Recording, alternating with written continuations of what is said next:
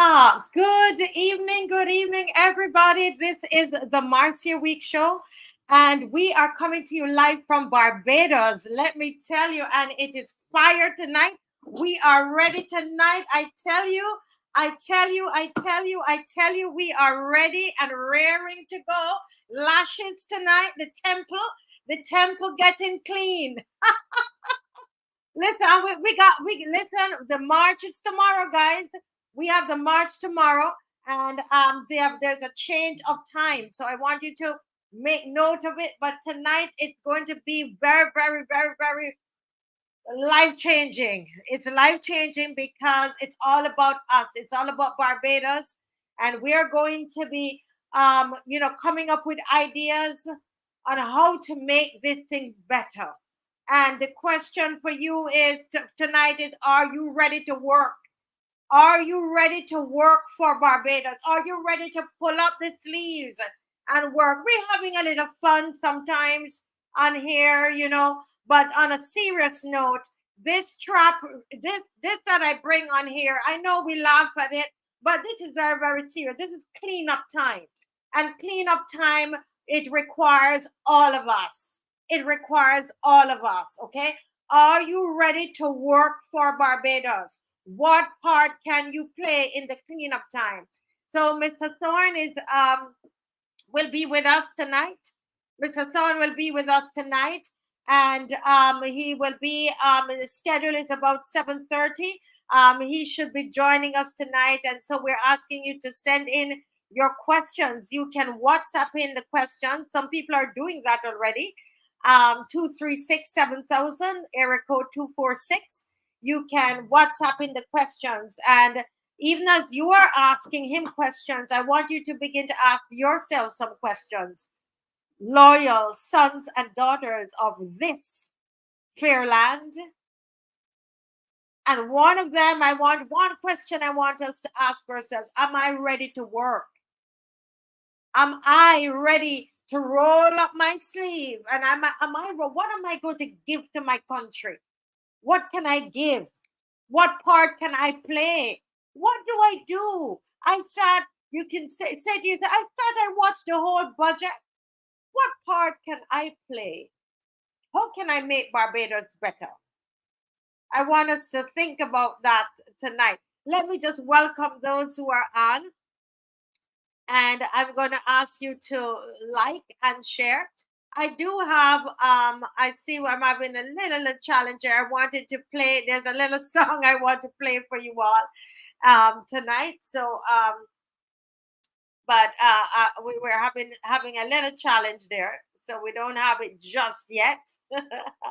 But welcome to everybody. The first person on tonight was Angel Humble. Oh my Lord, we were waiting from 11:03 a.m. This is 7:03. Oh my goodness. And there is David.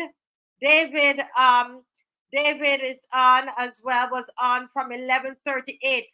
An advance welcome to all loyal patriots tonight. I stake out early to see the mighty Thor in action.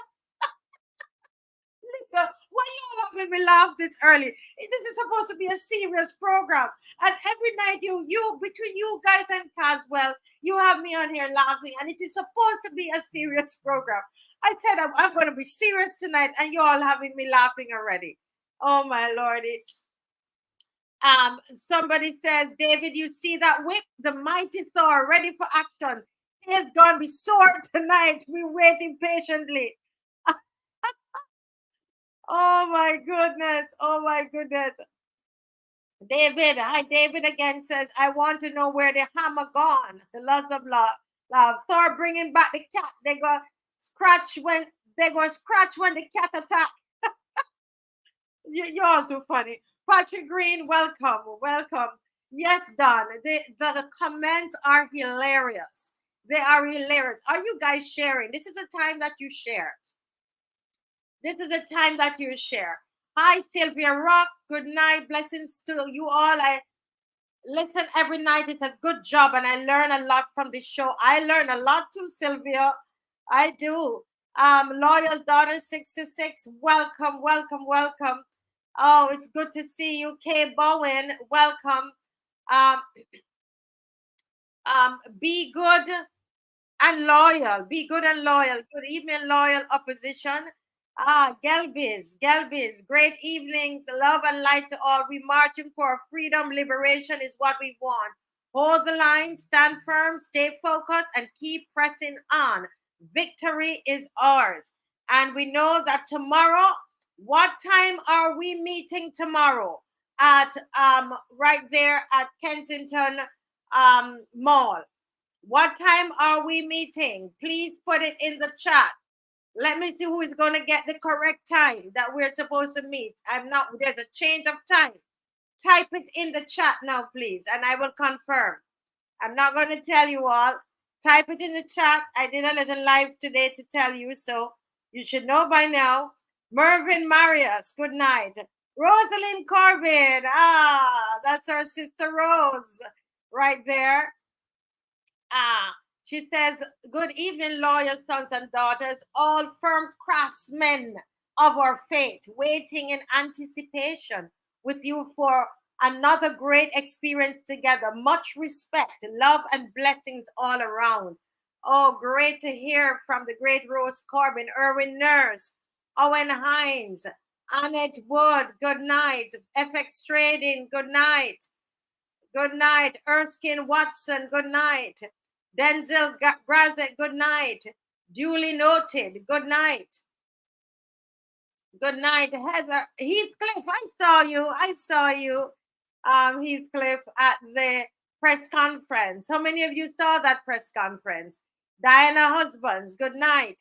Hi, my namesake Marcia, good night. Just in time, good night. Oh, wow. Clive Osborne, how are you doing? Like and share, folks. Clive is telling you like and share. This is the time that you do that, okay? You don't want to be doing that while we're having these deep discussions tonight, okay? Yes, Tracy Barrow. Pete Way is saying at that time they had all 102 persons were waiting. Tonight we're starting out at 7:07 with 629. Yes, Sir Alfred Benjamin. Yes, Alice Murray. Oh my Lord, great. I can't call everybody's name tonight. Sanchez, Llewellyn Eiffel, Joseph Cadogan. Good night. Rachel Thornhill. Good night. You related to Thor. Marley Knight. Good night. Cecilia Miller. Good night. ADG. Good night. Ronnie Price. New name. I haven't seen. Oh, I know who that is. Ronnie Price. Good night. Judith Sanchez. Good night. I said your name. Judith and Clark. Good night. Jefferson Sobers. Good night. Zaire Campbell. How are you? Good night. Cynthia Mon. Good night. Oh boy, it's so many of you. I can't say hi to everybody, but you're very, very, very welcome. I really want you to feel welcome. And loyal sons and daughters, I want you to know that this is your show. This is about you. This is about Barbados. This is about the people.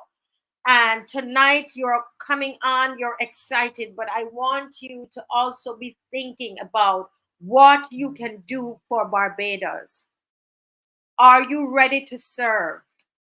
Are you ready to roll up your sleeve and work? We are talking tonight about service, y'all. It's going to take all of us in our corner. I see Mr. Franklin there, and I want to make sure he's ready. And I'm not showing him sideways.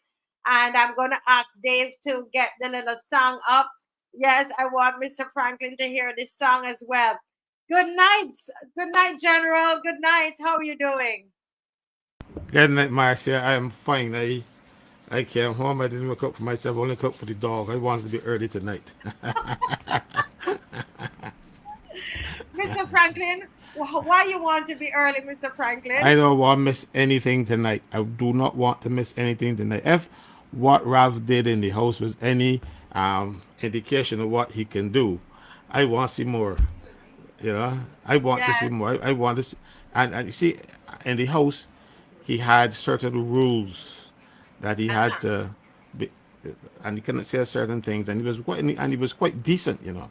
He Yes. made sure he stayed within the bounds of parliamentary procedure. And but no, there's no parliamentary procedure on the show. He just have and he doesn't have to worry about defamation because he's one of the brilliant lawyers in Barbados, so he can go right in. So I don't want to miss this. I don't want to miss a syllable from Ralph tonight. Oh wow, oh wow, Mr. Franklin, I tell you, you are something else. We're asking the viewers, Mr. Franklin, to send in their questions, and they can do so by WhatsApping 246 236 7000. That's 246 236 7000. All right, and we're going to get that number again up for you. But before we do that, listen, this is a gift that keeps on giving. First of all, Mr. Franklin, I don't know if you heard so far that the march is now at 11:30. I'm seeing it now on the screen. Yes. The police called today. I had went and gotten these from yesterday. Signed the contract for 10 o'clock, and they called today. And I tell you the truth, we almost didn't have a march. I won't say everything on air, but the good thing is that everything is resolved because I had done up all the paperwork is here, and they said that there was another march planned, and they're asking us to go a bit later so that we are not, in the middle of them and they in the middle of us. And as I said to them, Mr. Franklin, we always work with the police.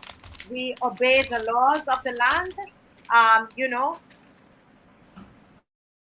we obey the laws of the land, which is why I went to get all the everything in place for us to make sure that we are following what the laws of the land, what they say. I believe in that, and in supporting the police, and so all is well. All is well. I thank those at the Central Police Station who pushed through for us today to make sure that we can have the march tomorrow. And I want to thank all of those there that did that. Thank you so very, very much. We have a little song here, a remix. This is our this is a PM Motley remix. Prime Minister Motley remix. Come on, let's hear it in the house tonight. Pretending to be good at maths nor English. I just Okay, it's not. pretended Wait. Dave, it's not working. It's not playing. Dave. Okay, 1 second. No, that it's not. That's not playing properly at all. I think where he is, probably the Wi-Fi is causing that to happen. But no, it's not playing properly. If we could get it on, let me see. I really want to play, guys. In the meantime, please like and share. Yes, please like and share. In the meantime, Marcia, yes. I'm not the only one, you know. Right now on YouTube alone, we have 798 people only into 13 minutes into the show. I'm not the only one excited. Let me tell you, and in total there are 854. That means the other 100 and something they're on different my two other Facebook pages. I really wanted to show you that. I wanted to show you that video. It's a pity I don't have it in on StreamYard itself. If I could get it on StreamYard itself, if Dave is listening, and I can get it on StreamYard itself, then I could play it. And because I really wanted to play that for you all tonight, but I don't know what is going to happen with that. I see Dr. Ferdinand is on. Good night, Dr. Ferdinand. Are you on? You ready? Oh yes, I am. I am as excited as Caswell is. I am looking forward to a exciting, informative, valuable, substantive show tonight. Where the people, Marcia, the Yeah. people get to interact with their political leaders. And Marcia, that's wonderful. Marcia, there's something I wanted to say when Freddie came on. I want to tell him no, if you don't mind. Um, today is such a great day. We must congratulate Combermere for being the double crown champions of be shot. You know, I always Yes, expected this. I've been expecting this yes. for years. I congratulate you, even though it took you 20 years to get there, but that's okay. Arson But College has been winning it the, for the, many years. the, the race is not for the swift, but But but it the was, dwarf to the end. And yeah, this but time it was for the swift Combermerians and those yes, who endure. You see. yes, sir. Congratulations, congratulations. They're in order. Yes, Yeah, as we said tonight, I'm seeing Kimar on tonight, and I want the people to know we are on the support Ralph tonight, the leader of the opposition. He's gonna shine tonight. It's his night tonight, and you guys and the people. We want to break down the barrier, any barrier between him and the people, that veil broken tonight, and it's about him and about him answering and you offering the questions. We want the questions from you. The questions are trickling in, but we want them to come in. Good night, Kimar. How are you? I was hoping you would join early. Good night, Kimar. He's probably not ready yet. Hi, good night, good night. Yeah, good Yeah, night, Himar. can you hear me? Yeah, we hear Yes, you we're loud and hearing clear. Yes, you. good night, good, everyone. good night, good night. Wonderful to see And you. Pastor Ferdinand, glad to see you. Caswell, always happy to see you in your red green shirt tonight. Yes, yes. Marcia, looking lovely as always. And, Caswell, you notice she has a brand new set going on. It's looking nice. So you gotta give her some compliments on that. And No, Ralph I is want coming. You to see, so she's posted up for Ralph. What? Listen. What did Kimar say? I missed it. What was that? I screwed up. He just said how lovely you were looking and how Oh, thank beautiful you. your set was. All your backdrop and everything. Your set Oh is so yes. lovely. So Listen, it does. Mr. Franklin is saying you did that just because Mr. Thorne's coming on. Can I tell you all the truth? The truth of the matter is, I set up, guys. I'm Kimar. I set up in my son's room who is away, and we got a call yesterday. I'm coming in tomorrow, mom. So I had to clear out and find another room. So that is Marcia, why. I But over to have you, Kimar. I think Kimar was saying something. I'm sorry. yes. I was just saying, welcome to all the loyal opposition members. Again, the opposition is growing from strength to strength, and I look forward to seeing all of you at the march tomorrow at 11:30 Yes, um, yes.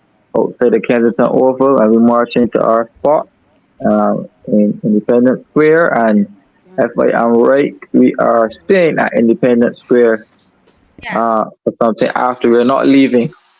So I am happy for that. Many persons have been asking how come we weren't doing it all the time, but this time we're doing it. So we look forward to seeing all of you down there. Bring out the chairs and stuff. Let's have a grand time down there in Independence Square.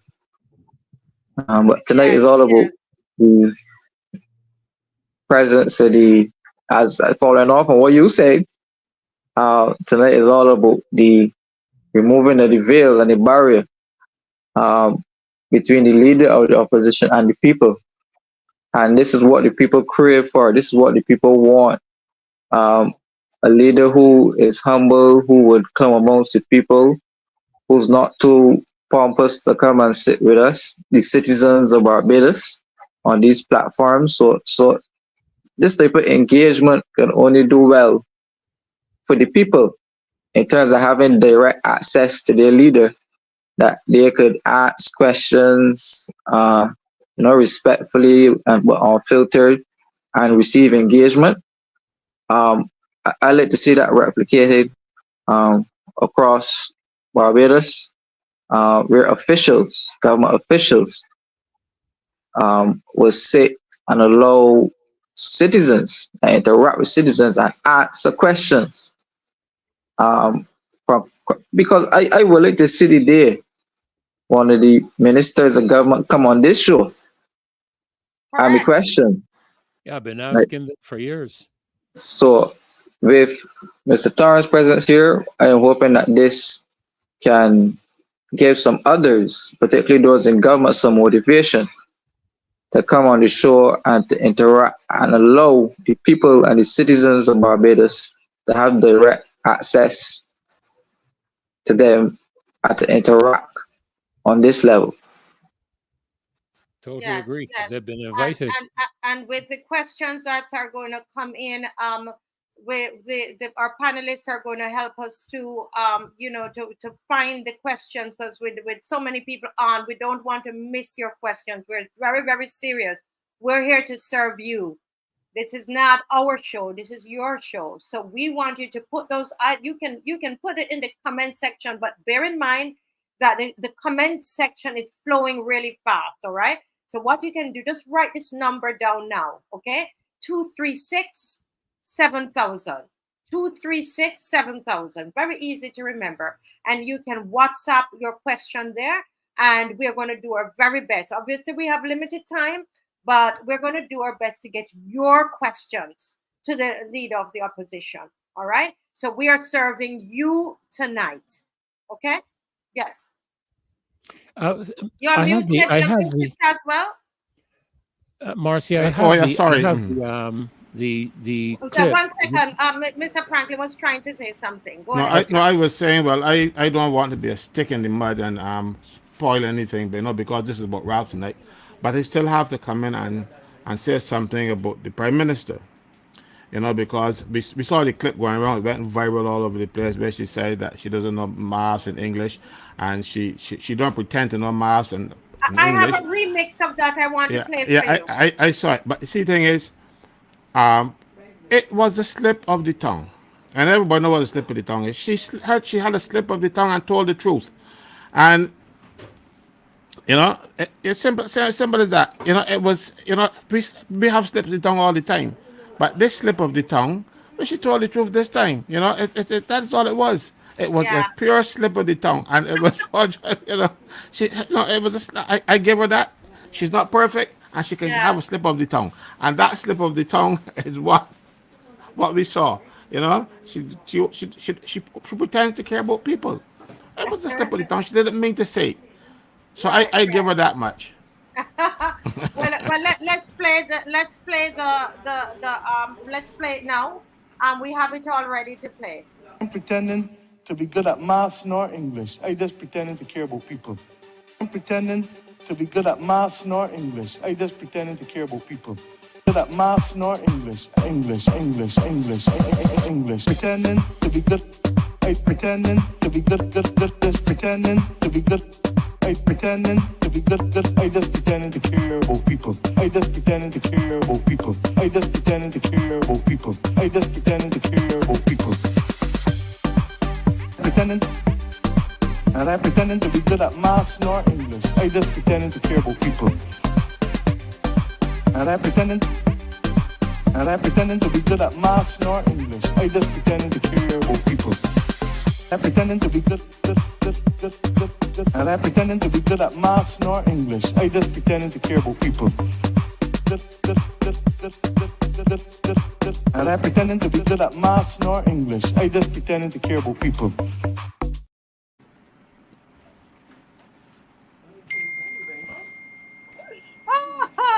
I tell you, that's the remix. That's the remix.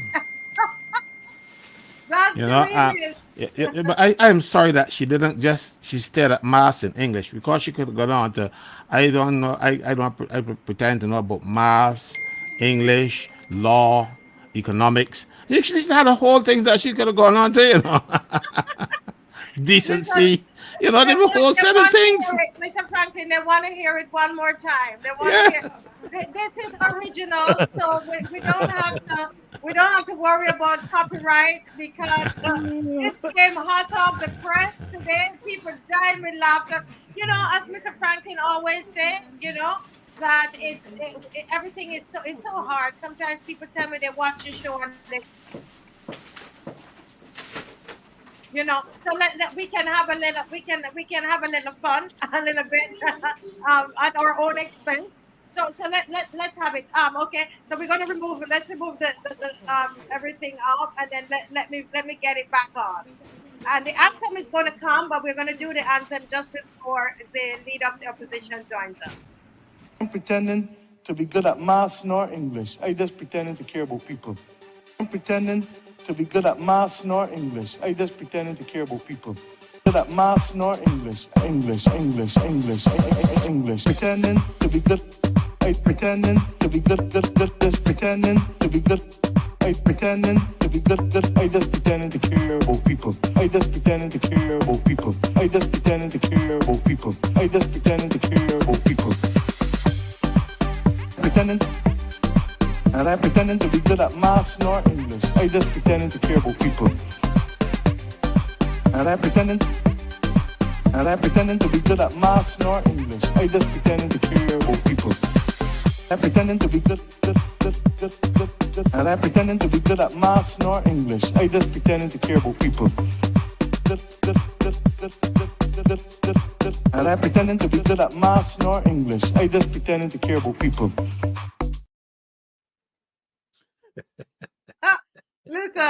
Listen, when I first got that, I was laughing. It's good to have fun. We know that it's an edited job. We know she would have said something else, okay? But it is still fun. It's good, clean fun. And that it is. It's just fun. It's going to go viral. It's going to go viral. That's going to be one of the biggest sellers in the market. I can't hear you. No, I said that's about the 20th time I heard it. I had it on repeat. Oh my goodness. I'd like Hurricane Raider. Watch Hurricane Raider. What's that? Watch Hurricane Raider, the comment. What's the name of the person? Hurricane Raider, he said, pretending to be PM, apparently too.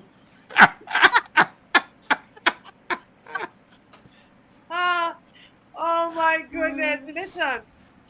That's the young people for you. That's young people when they get involved in things. That's why I tell you, I love me.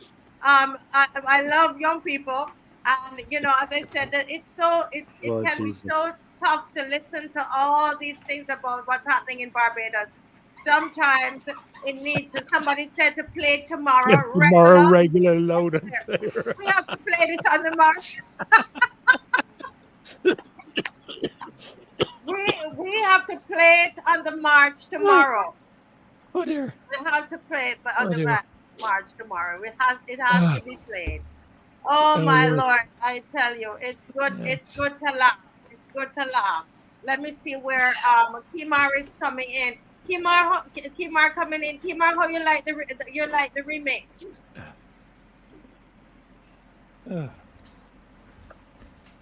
You're not hearing me? No, you don't, Perso. Okay. Yes. Not me quiet. Yeah. For some reason, my Wi-Fi is really poor tonight. Oh wow. But you can hear me? Yeah. Yes, I'm hearing you too. I'm praying that his is fine up there.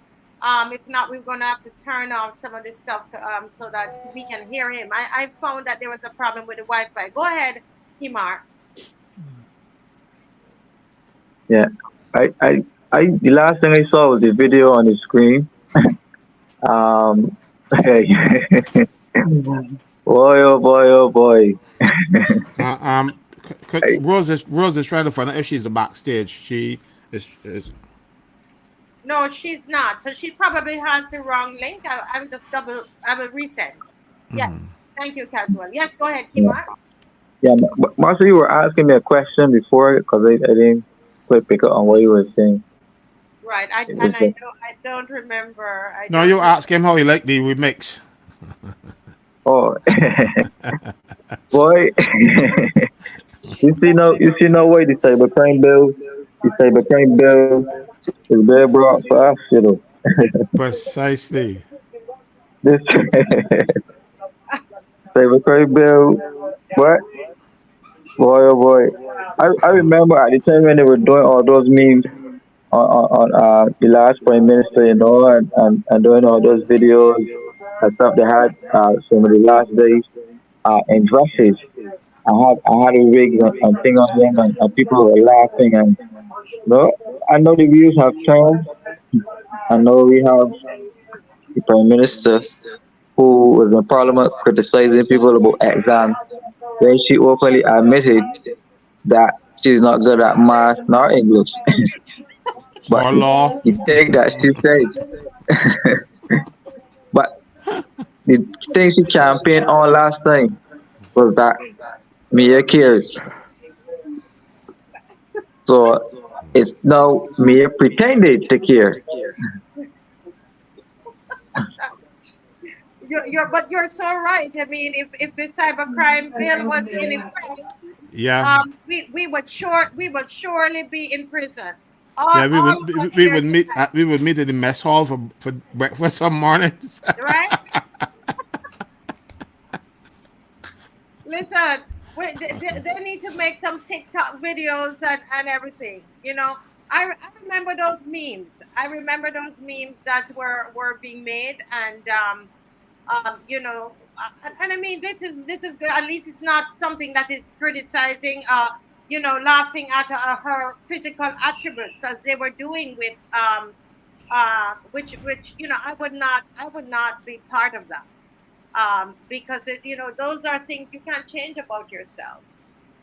You know, this was clearly, I mean, it's a slip of the tongue, and it's funny, you know, because it is our, as you said, it's our campaign slogan. It's like it's a gift.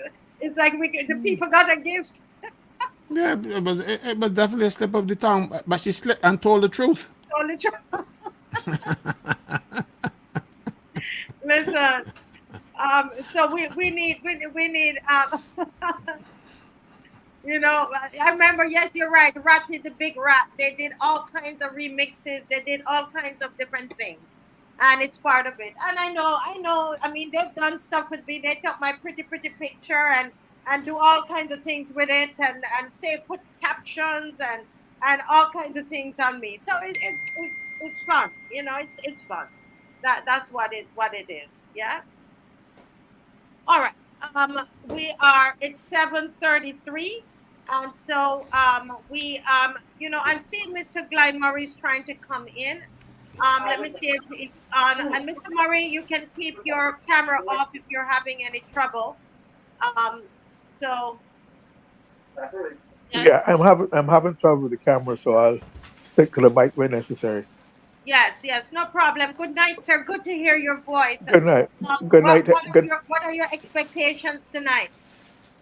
Well, I'm hoping that the country will have a chance to hear Mr. Thorne more fulsomely on a number of issues that have arisen since his presentation, which I'm sure he will deal with adequately and put certain things to rest wherever possible.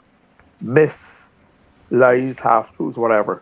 Um, I think the country is ready for more of him, given the response has fallen since then. I think he's caught the government off guard as regards the response of the public to him. The public, it seems though the public needed somebody like him at this time. You know, you always believe that societies are Yeah. organisms.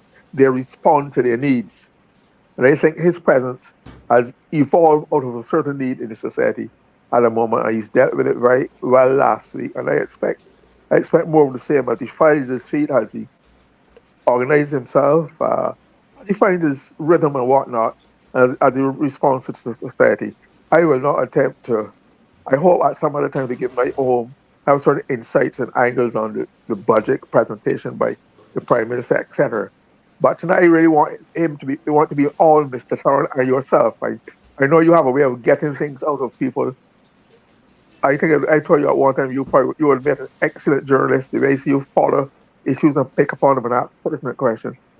So yeah, more of the same tonight. And I think tonight should be a good night. I think the public is waiting with bated breath uh, to hear and see more and to understand more and to get more insights and explanations and information as to the man Ralph Thorne, his philosophy, his attitude, and how he goes about things.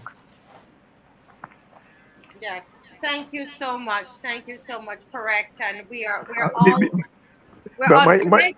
Yes, go ahead, please. my only I must say to once again I'm very proud of him as a Spoonersill Gazette's Longat Spoonersill Gazette's man.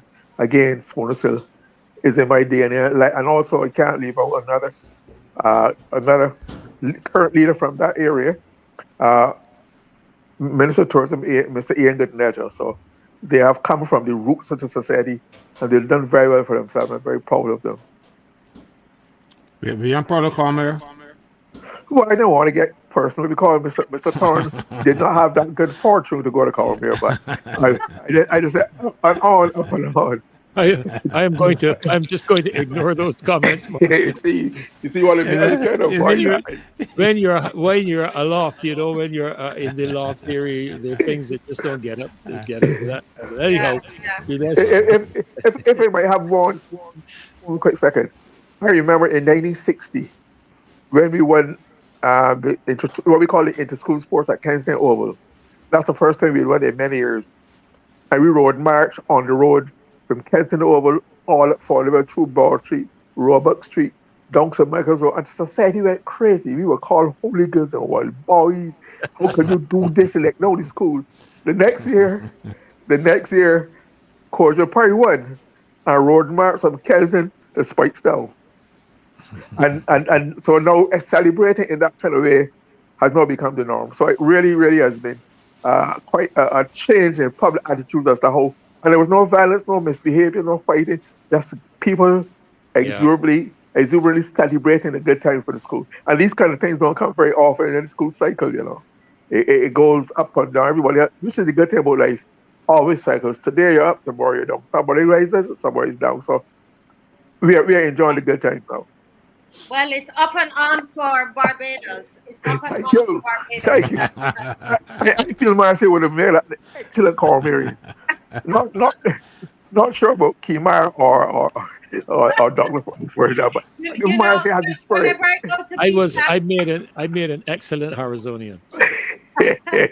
Whenever I go to BSAC, I always We sympathize with him. I know. You see the colors I'm in? I'm in Springer colors, okay? I'm a big Springer girl. I didn't go to Springer, people. I went to St. Andrew High School for girls. But I in Jamaica, but I cheer for Springer because a lot of my dancers are at Springer and I cheer for them. But my wife is an old Springer girl. Springer girl, yeah. Yes. But guys, as we're here, Mr. Thorne is on his way, and I'm hearing an echo. And let me see if I mute Mr. Murray, if that might help. I think it's him. Yeah. But can I just say, guys, can we this week has been, today is Friday, and I feel tired already. I feel so tired because we had such a week. Tops all kinds of emotions. What of all that happened this week? What's the highlight for you, Mr. Dr. Ferdinand? Wow, The budget and the estimates. I would have to say the highlight for me was Mr. Thorne's reply to the budget. That was the highlight. And what aspect of it? Well, the number one, the manner of his presentation. He was what's the word I'm looking for? He was respectful. I think is the correct language. He didn't call names. He didn't call anybody names. He was absolutely diplomatic in his language. He was on point in terms of his substance as well as the evidence to support. He was not just saying things, Marcia, but he was also providing substantive evidence, which one would expect as an attorney at law he would do that. Well, of course, the Prime Minister is an attorney at law as well. But Right. The problem, the challenge that we had is that really there was no budget. There was no balance sheet of the government to show what was spent, how it was spent, and what was the projected expenditures and where it would go. There was just a lot of political, what I would call rah-rah.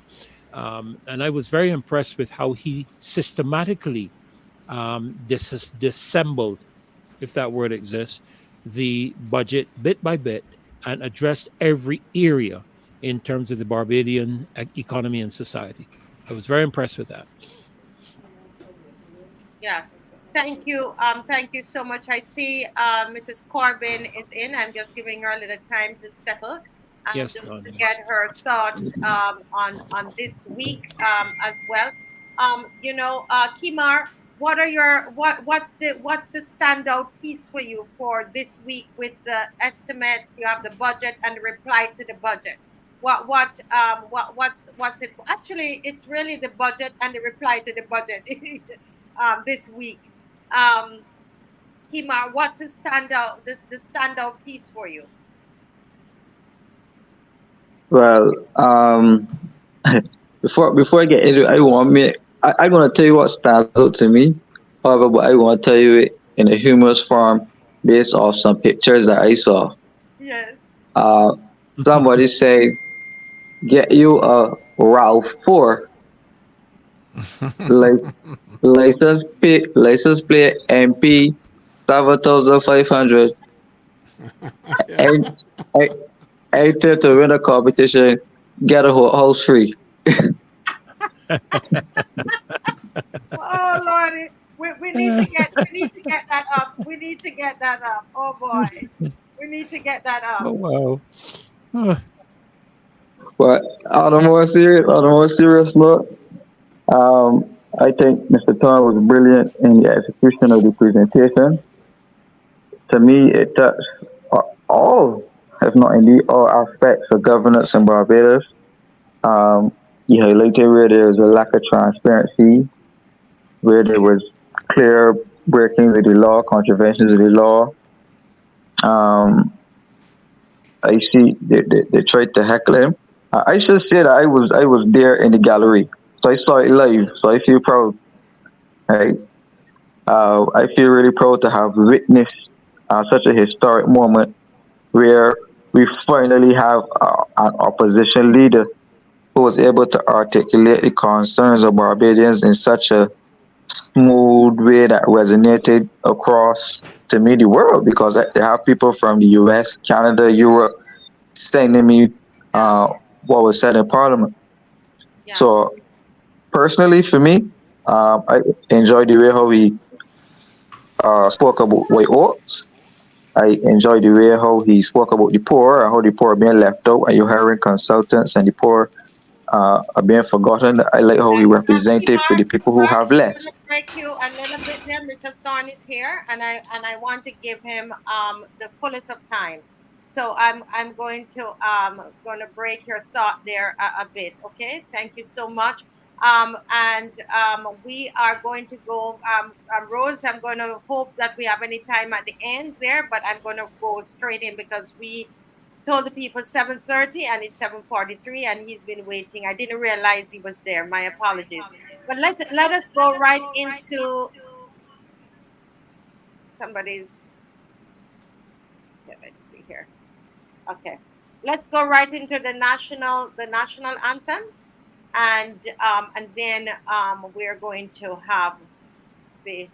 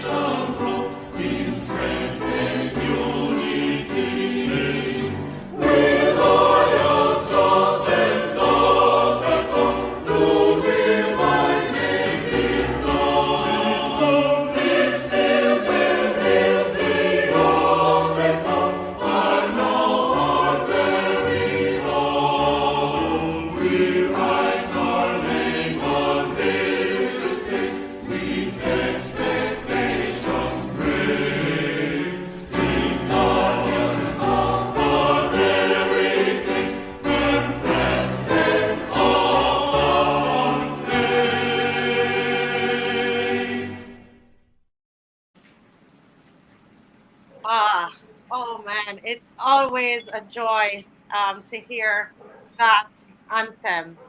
And tonight we want to welcome Mr. Rob Thorne in our midst. He is the leader of the opposition here in Barbados. Sir, welcome to the Marcia Week Show. Thank you very much, Marcia. Good night to everyone. Ferdy, special congrats to Caswell,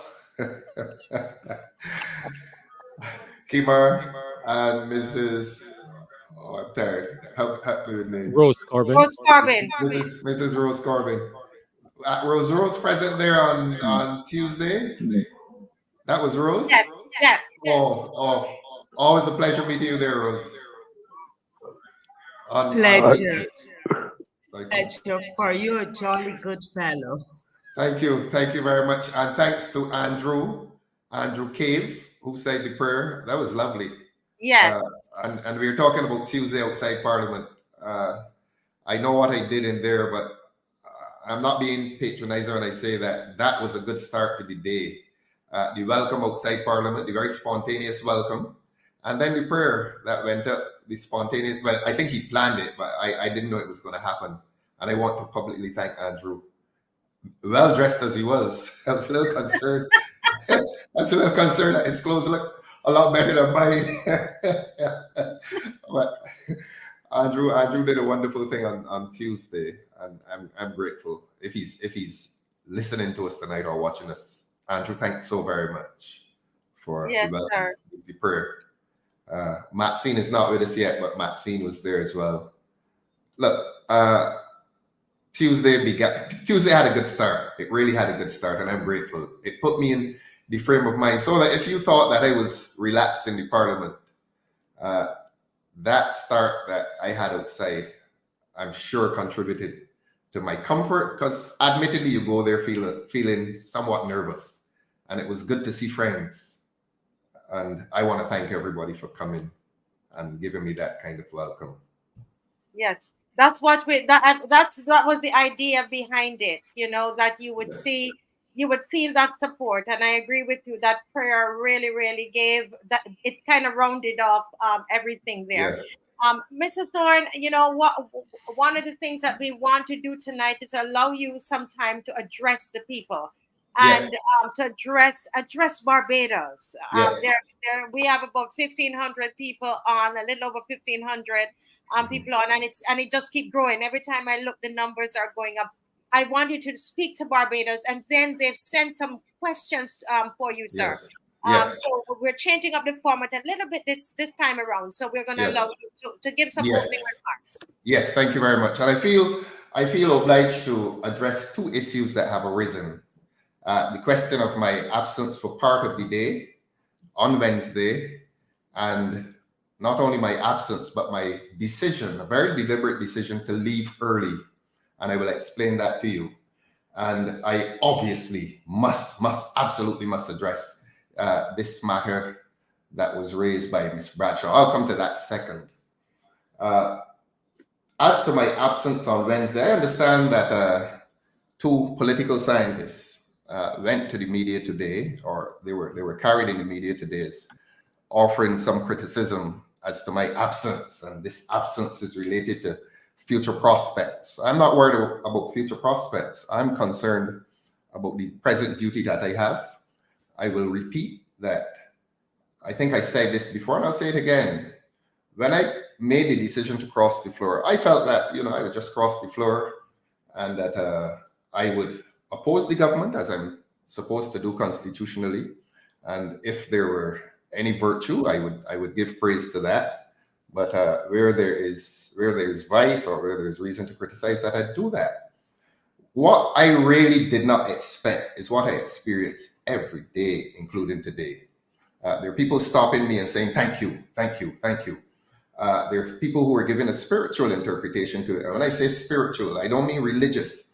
People are saying, look, this is something that seems to be ordained from above. And when people say that to me and I go home and I think about it, I am beginning to believe, and I don't want to exaggerate it, every day, every time I leave home, supermarket, the cashiers, you go to Cape Shepherd today, the people who served me when I made my purchase, everywhere, the gas station, people are telling me, we're glad you've done this, and they give a spiritual interpretation to what I have done. What that tells me is that prior to my crossing the floor, and I'm not taking any credit for it because my presence there may be largely symbolic. What occurs to me is that Barbadians were feeling a sense of spiritual defeat, that there was this this inability to express themselves, and you know, Marcy and others, I'm giving this show a lot of credit, because if this show were not happening in Barbados, Barbados would have been a very quiet place. Barbados would have been a place of a population that was exhibiting fear, the fear of expressing self, the fear to speak, the fear of speaking, the fear to criticize. And were it not for this show, Barbados would have been a very quiet, spiritually defeated place. And apart from people having the courage to say things on Facebook and the other media, a lot of people were afraid. And I saw that from my own Facebook publications. I watched a trend in which people who were willing to praise me for my political work, a lot of that fell off. And that's a trend I was watching. And I think a lot of it disappeared because people were, it came to a point at which people were afraid to give me any praise. And that is something I observed because they felt that I was not popular with the leader of Barbados. And they felt that if they gave me any praise, they would fall out of favor with the leadership of Barbados. I saw that, I understand that, and I don't hold it against them. But the larger point I'm making is that prior to my crossing of the floor, it seems to me that there was a sense of spiritual defeat. There was a sense of fear hanging over Barbados. And trust me, I get it every day. People are expressing gratitude. People are saying thank you. So I can't emphasize that enough. Now, as to my absence on Wednesday, a combination of things. I confess that I felt very, very tired on Wednesday morning. I did stand on my feet for 5 hours and speak. And when I got home, I didn't sleep very well on Wednesday night. I don't know if it's adrenaline. I don't know what it was, but I didn't sleep very well on Wednesday night. And therefore, I wanted to rest on Tuesday night. Wednesday night, I didn't sleep very well either for a different reason. But so Wednesday morning, I dressed for Parliament and I spent a fair bit of time at my office, and I was following the debates, trying to do other things. I was following the debates, and I was hearing some very interesting things said. I will come back to my departure to my arrival at Parliament on Wednesday evening and my premature departure. And I will explain that. And I will begin by focusing on what the two political scientists said today. One apparently was very harsh in criticism, speaking as to my career, how far it will go, and what I did has damaged my career. Well, that's a view that one can hold. I would just say to that person that some people do have a difficulty objectively evaluating a set of circumstances. A lot of people see the world only through the lens of personal prejudice. They evaluate circumstances not based on the circumstances themselves, but how they relate to the person. And to be honest with you, of those two political scientists, I've only ever met one. I've only ever met Peter. I've never had the pleasure of meeting the other one. I don't think so. But I don't mind saying, Marcy, on your show that I've heard before. I've heard this person expressing views on me before, and they do go beyond the pale. I mean, when you reach the point on brass tacks, people are calling in and saying, "Oh, he spoke well. He spoke well," and that is met with a certain coldness. then you say, oh, well, after so many years in Parliament, he doesn't even know how to address the Speaker. Now, when you reach that point of criticism, that is when I have to say, I have to resist it. I have to say, look, are you being objective here, or are you seeing everything through personal prejudice? Now, let me say to that person that you can address the Speaker as your honor. His title is His Honor, the Speaker. And I am not one who stands in a parliament and every 3 words say, Mr. Speaker, Mr. Speaker, Mr. Speaker.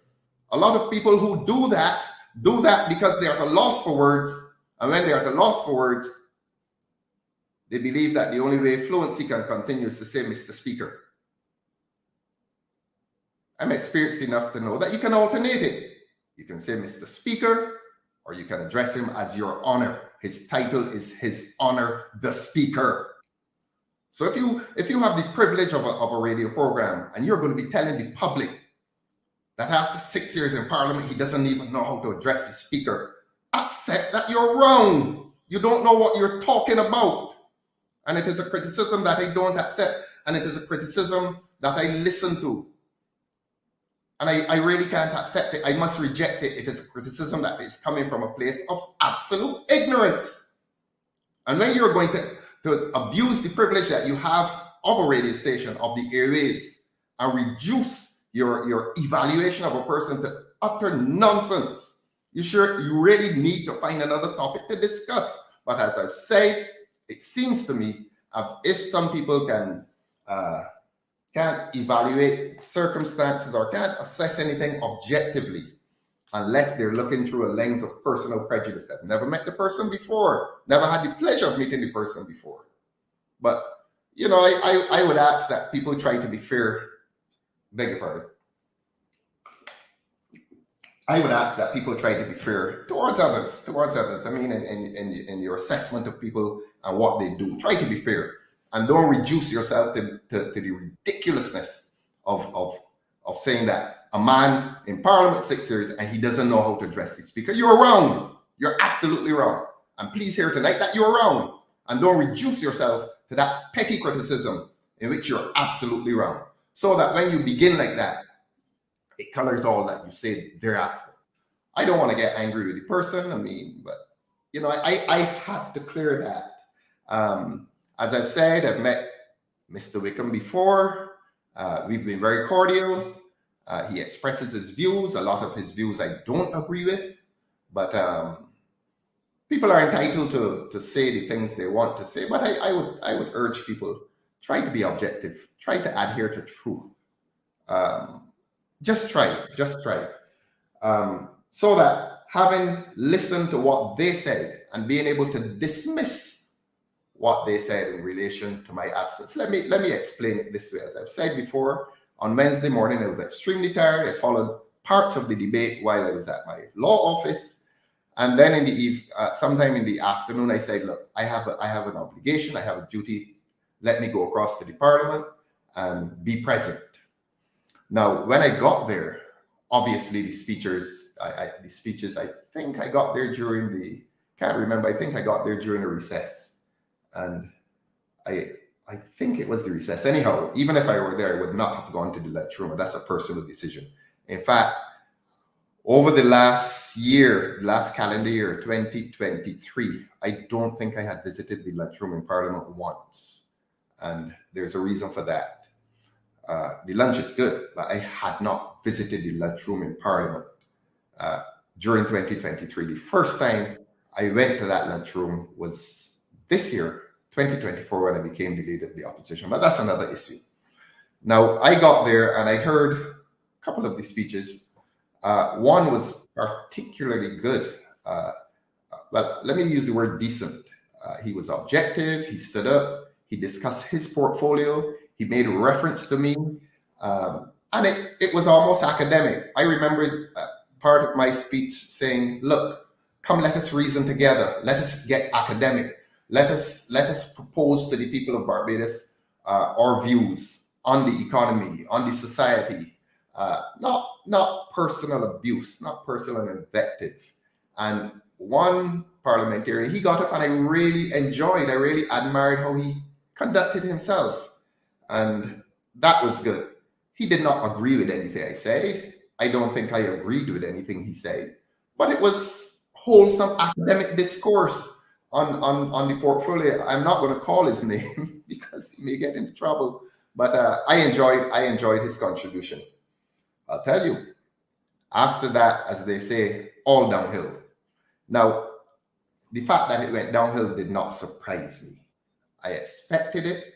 Kimar referred to the heckling.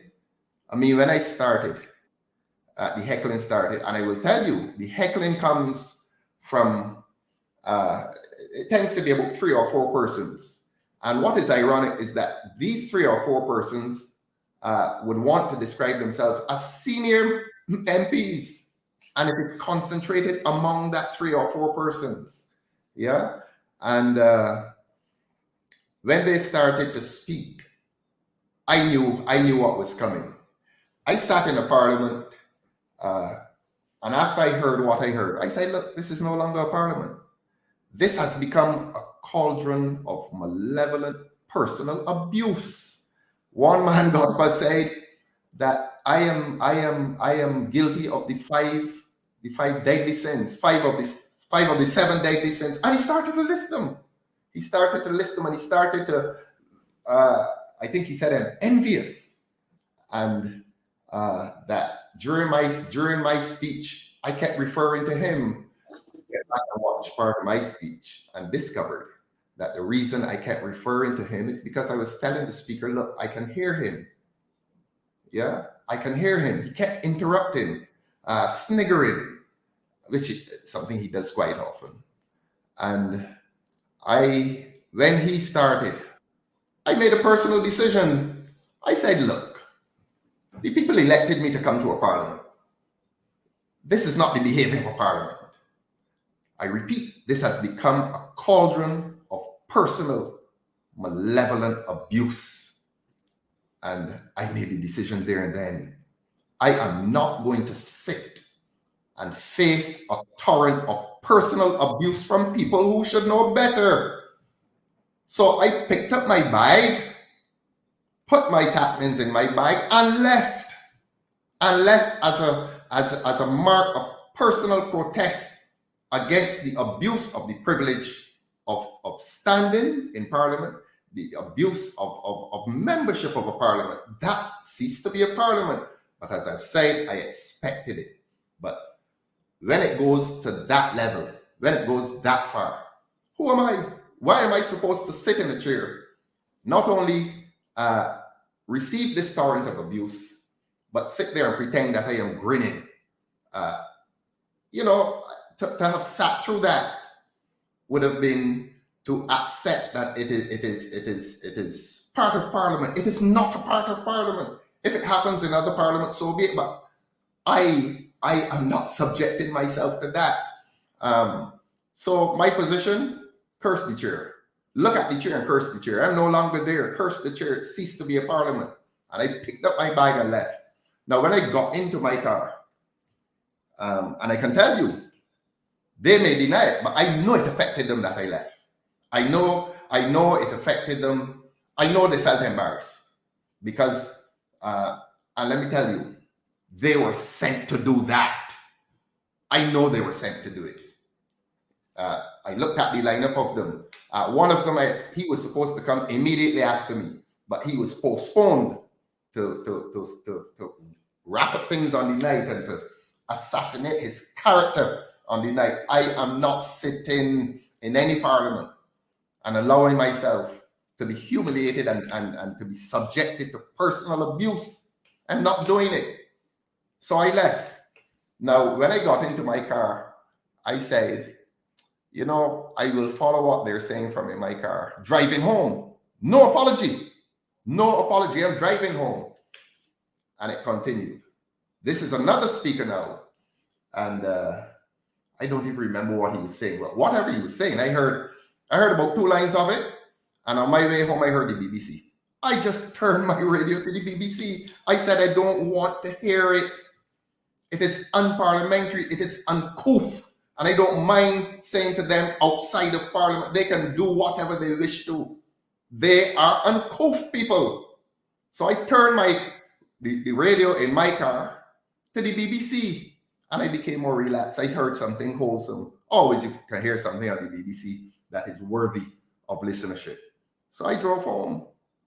And when I got home, I was told that they had moved them from that speaker to another speaker, and that is where, as they say, it went farther downhill. That is where my family became extremely upset. I mean, we do have families, and I was being told, look, you have to go to the media tomorrow. You have to issue a statement tomorrow. This is urgent. This is where you're being criminalized. This is where people are saying that you were involved in criminal activity some 2009 or 2008. Let me say now. It is an absolute lie. It is an absolute lie. And I suspect that even the person who said it knows it is a lie. It has no basis in truth. I have practiced law for 40 years in this country, and I have never, ever committed theft or impropriety in relation to anybody's monies. And the public must hear now. Marcia, do I have more time? Yes, you do. Yes, Good. you do. Sometime early in this century, my office was on Roebuck Street. I'm going to tell everything tonight.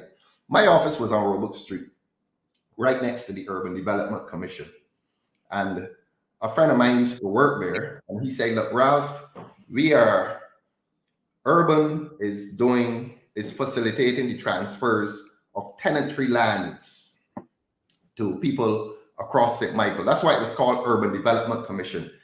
Somebody lives in an urban tenantry. Marcia, do you know what's a tenantry? Yes.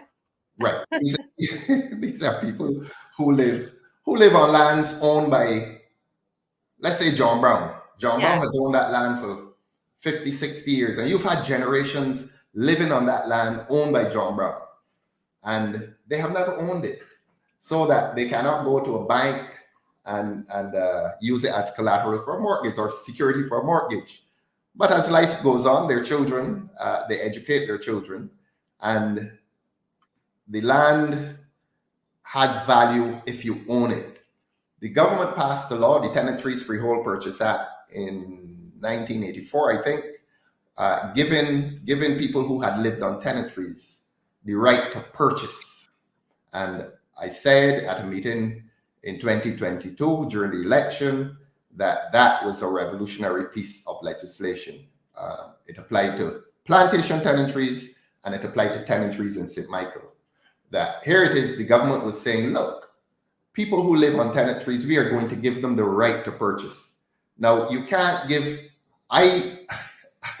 you can't give a man a right to purchase another man's car. The man has a right to his car. So you can't force a man to sell his car. You can't force a man to sell his land. The government felt that people who had lived on tenantries for years and years, that they did have moral rights. It wasn't a legal right because the land belongs to John Smith or John Brown, as the case may be. So the government had to amend the Constitution. Well, before I say that, I should say, if you force a man to sell what is his, it is an unconstitutional act because you're depriving the man who owns of his property. Yeah, it is called deprivation of property. And under the Constitution, you cannot deprive a man of his property. The state, the government, if you wish, cannot deprive a man of his property. So they had to pass this law called the Tenantries Freehold Purchase Act, which gave the government the right to force a sale. In other words, they were saying to the landlord, look, we are taking your property and we are forcing you to sell it to the tenants. Now, it was unconstitutional, but it was just. So that they had to amend the Constitution to make that particular act an exception to the Constitution. You're following me? Sometimes, yes. The law is boring. Yes. So that this particular piece of legislation, while it would ordinarily have been unconstitutional, the legislation itself amended the Constitution to allow this to happen. And I feel I must tell the entire story. So that you had, and this was an act that applied to poor people, people who had lived on land for generations, and they never had the right to own it. They paid rents indefinitely. So the government passes this law. Insofar as it applied to the tenantries in St. Michael, I think when government first passed the law, it was 4 persons, 4 parcels of land. Any owner who had a parcel of land that was 4 house lots, four house lots, let's call them house lots. And this is how working class people in St. Michael lived. Most of us lived on people's land. In my case, for example, my parents lived on land belonging to the Housing Authority, and I made that reference during the speech on Tuesday. Other persons lived on lands belonging to a landlord, a private landlord. And that's how we in St. Michael lived. In rural Barbados, where Caswell is from, they would have lived on plantation tenantries. They would have lived on lands owned by the plantation. So that this law was seeking to enfranchise poor people who were living in tenantries. You call them tenantries. Okay, I've told the long story. So that when government passed this law, giving the tenant the right to force a sale so that he could go on, I think it used to be a Form 1. You would go up to the Ministry of Legal Affairs, I think it was, and submit this form, showing an intention to purchase the land, and the landlord could not oppose it. He had to sell it to you. Now, a lot of people were able to do this. They were able to force the sale by law. The problem is, a lot of them were old people, and they didn't have the money. I think the land under the law, I think it's 10 cents. You sell it at 10 cents a square foot. Again, the justice of the case. Lands around that time, land values $5 a square foot at that time, if I remember correctly. So here it is, you were passing a law and you were allowing the tenant to force a sale. Apart from that, you were forcing the landlord to accept a value which was below market value. You were telling him, look, you have to accept 10 cents. Again, it may have seemed oppressive of the landlord, but it was justice. You were enfranchising people whose labor had built this country, and you were just giving them the piece of land that they had lived on all their lives and raised their children and sent them to school and sent them to Sunday school and live good, ordinary, decent lives. Government was enfranchising these people. I come back to urban. A lot of the people did not have the full amount of money. In some cases, it was $1,500, $2,000, something like that. It was a small amount, well, for somebody who was well-to-do, but for a lot of people, that was a large amount of money, over $1,000. So the government said, well, what we're going to do through the Urban Development Commission, the Urban Development Commission will pay a part of it for you. Mm-hmm. Of course, it was making the government popular. Beg your pardon, this water will stop me from getting angry. Yeah. The government said, we are going to contribute towards the sale, towards the purchase, I beg your pardon. So they would give the tenant, I think half of the money, I'm not too sure, but it may have been half the money. And the tenant would accumulate his half. What was my role? I was representing the tenants because the gentleman who worked there told me, look, Ralph, you're my friend. We have a lot of tenantries to do. I want you to represent the people, the little old people who come, and let them pay the money to you. And when you collect the money from them and the transaction has gone through, Urban will send you half. The old people would have paid you half. I met the most wonderful people I've ever met in my life. These little old people would come to my office, and sometimes $200 at a time, $150, and I keep very good records, and like the old ledgers, and I am recording these monies. He's dead now. One of the most wonderful people I ever met was a chap called Harold Granham. Beautiful old man, beautiful man. And he would come to my office and we would sit and just talk. And one day he said, You see that mother of yours? You try and go and look for her often. And I'm saying, but you don't know my mom. He said, I know. And I said, I wonder why he's telling me that.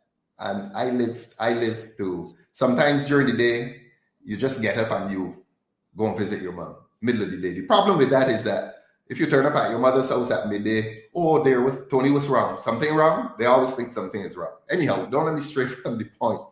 I just say that to say that I met some really good people. I met people who would, at the end of the transaction, bring yams and some little gift for me. And I did so many of those conveyances, so many of them. As I said, and the fee used to be $300, a small fee for all of them. It used to be a very small fee, so that you didn't make anything off of it. But my satisfaction was that every one of those persons got the conveyance to his land. The transactions were completed, everybody. I could not have got any money from Urban beyond what was required, because Urban would know the price of the land and they would send me their portion and the purchaser would give me his portion. Every one of those title deeds, every one of those conveyances was completed. And Marcia, Caswell, and all, there was no complaint from anybody. Nobody made any complaint. And along comes this thing about, I don't know where it came from. To be honest with you, I don't know where it came from. I can speculate. But this thing about, he's been taking monies from the corporation, etc., etc. And I believe they communicated with the police. I don't know if the police threw the letter in a garbage can. I don't know what they did with it. But totally without foundation. I suspect, like what happened in Parliament on Tuesday, it was an attempt to assassinate my character on something that was absolutely baseless, something without any foundation whatsoever. Lands in Blackrock, lands in Grisettes, lands all across St. Michael, and every one of the purchasers tonight, they have their conveyances. And as I've said, I do not believe I ever received a fee over 300, and I think it's 350 or something like that. And I'll say this again. It was the statutory fee. On conveyances, the fee is set by statute. It's called a minimum fee, a fee that you cannot go below. So I never went, you can go above it. You can go above it, but I always kept to the minimum fee. And these were decent, really good old people who would come to the office and talk with you and so on. And every one of them, Marcia, tonight has his conveyance. I don't know where this foolishness came from. It is nonsense. It is absolute nonsense. And it disappeared. It disappeared in 2009. And a cousin of mine called me about 3-4 Sundays ago and told me it had appeared, some letter had appeared on the blog. I say, fine, they can do what they want. It is nothing. In my 40 years, I never, look, when I was practicing law in the early days, I had done so many cases on legal aid. And legal aid had not paid me for probably 10 years. But when you're a young lawyer, you're so excited to get the case, to get into the criminal court and address a jury, that sometimes many cases you do, and you don't send in the form to collect your money. There was one point at which legal aid paid me thousands of dollars because I had done several cases and never sent in the claim form. I think we used to call it the claim form, to claim your fees. So those, I'm not protesting my innocence, my integrity, but look, that's not me. That's not me. I am not given to dishonesty. I am not given to impropriety. I've been around too long. I've had, look, if I ever did anything like that, my parents would turn in their graves and come and haunt me for the rest of my life. I have young children.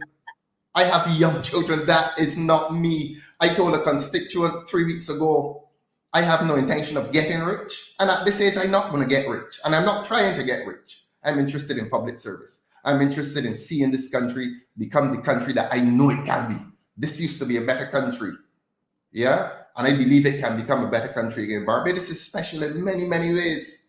I have seen this country. I was born in the late 1950s here. And I know what is poverty. As I told people, I don't read about it, I lived it.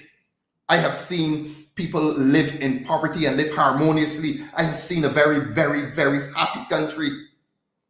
I have seen us forge lives of happiness, living in impoverished circumstances, all the boys in the village together, playing cricket, playing football together on Sunday mornings, everybody going to Sunday school. On Friday nights, the parents going to revival night service, and all the women walking, coming up the street, and they shouting, "Miss Thorne, you ready?" And they gather and they walk up the street. This is the life that I have lived. I haven't lived a life on the edge of honesty. I have lived a life within the mainstream of decency and honesty in this country. That doesn't make me special.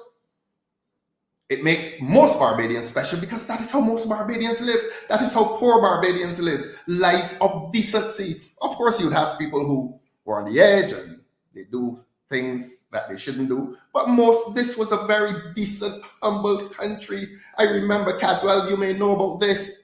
I think I was discussing this with Maxine a few weeks ago. When the mobile cinema came to the village, I went on the pasture and everybody went down there and watched GIS, and because people did not have televisions. So GIS used to send this truck out, put a screen up on the side of it, and everybody's there. Oh, an entire community. The entire community of Grisette's housing area and the entire community of Grisette's landing scheme, as we called it. They would move it to K-Phil, and we would walk up to K-Phil. Same thing, no fights, nothing. People would just sit down and watch this thing, and at the end of the night, we as little boys would be running all around the truck and playing and so on, and then everybody's waiting for Bud and Lou. Cazel, you remember that? Yeah, you're muted. Kaz, wait, 1 second. Yeah. What? Go ahead again, Kaz. Oops. Let us engage, Kaza. You remember that, or you weren't listening? Very much so. No. I was just in the district, the police station yard. Precisely. Hall, we used to go and sit down on the ground. On the ground. These Marcia, these were the lives that we lived. The other thing, when the tank comes to the community, I think it was Seventh-day Adventist, when the crusade comes to the community during the summer vacation. Caswell, you know about this. Boy, I had my soul saved about 3 or 4 times at those crusades. And of course, you asked your mother to allow you to go. But you know, Caswell, we going down there, we're not going to any crusade. We up and down around that tank, and we playing catch up, and we playing all kinds of things. One night our father caught us, but that's another story. But these were the lives that working class people in Barbados lived. Decent lives, uneventful lives. The greatest event in our lives is that we showed each other love. And we didn't make plans to get rich. And I don't believe too many of us got rich, if any at all. That's the kind of life we lived. So I took that into my adulthood, living harmoniously with people. I become a lawyer in 1984. I become a lawyer in 1984, and I have lived the last 40 years of my life subscribing to the principles of propriety and decency and honesty, knowing, as I said earlier, that I could not betray what my parents taught me, what my Sunday school teachers taught me, what the teachers at Wesley Hall taught me. I could not betray that. I have no desire to be rich. I want to see this country rich. But that's personal testimony. So yes, all this nonsense about impropriety and how he took money from Urban. Yes, I took money from Urban to pay the vendors. If the vendors, look, the vendors never complained. The vendors got their money. The purchasers got their land. Yeah? The UDC knows what they paid me, and they know that it went towards the purchase of land. This thing came out of what the Americans call left field. Somebody figures, man, why don't we destroy his character? Why don't we assassinate his character? Just like Tuesday night, or Wednesday night, I beg your pardon. Why don't we assassinate his character? And that's what it is. That's why it never went further. So that this lady comes into the parliament and revives something that had absolutely no foundation 15 years later. Why it never went anywhere? Because it had absolutely no foundation. It became the figment of somebody's wild imagination. Let us get him You know, and that's that. Let us get him. Just like Wednesday night, let us get him. What else can I say now? I mean, it is very difficult. It is very difficult to respond to a brazen lie with any eloquence. All I can say, it is utter nonsense. And I'll tell you this, as I said, several friends called me. They're very concerned because when you hear somebody say that they're going to tell the police to investigate, your friends or your family get frightened out because they say, well, Ralph in trouble, but you got in prison. So they were concerned, and I was told, go to the media on Thursday. And to be honest with you, I went to the office on Thursday. I said, look, I'm not going to any media. This is so much nonsense. I don't think I should appear to be rushing to a media and I have something to defend. I said, look, I'm going to come here on this show where I can speak to Barbadians and Barbadians across the world and tell them the truth and to tell them the nonsense that allegation has been, to tell them the absolute nonsense. It has no foundation, you know. But my family was concerned, and I said, look, I'm going to come on your show, Marcia, and let the public know what is the truth.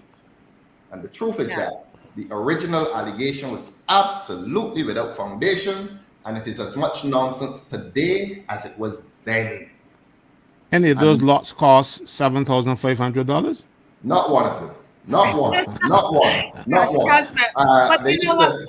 They used to go, I think probably the highest price would have been about 2,000 or so. I'll tell you this though. I'll tell you this. When I was speaking, and I referred to a letter, and I declined to call names. I referred to a document, and I looked up at the lady. I said, I don't want to call the name. I have never felt such a sense of pity as I felt when she looked at me and said, you can call it. I know she did not want me to call it. I know she was afraid. I mean, you know, the color of her skin changed. I said, look, I can't call this name. I can't. Perhaps it was misplaced pity, but I said, I cannot call this name. I mean, I'm making a point on principle. I'm talking about what I perceive to be impropriety. But you go to a point where you say, look, you don't want to crush people.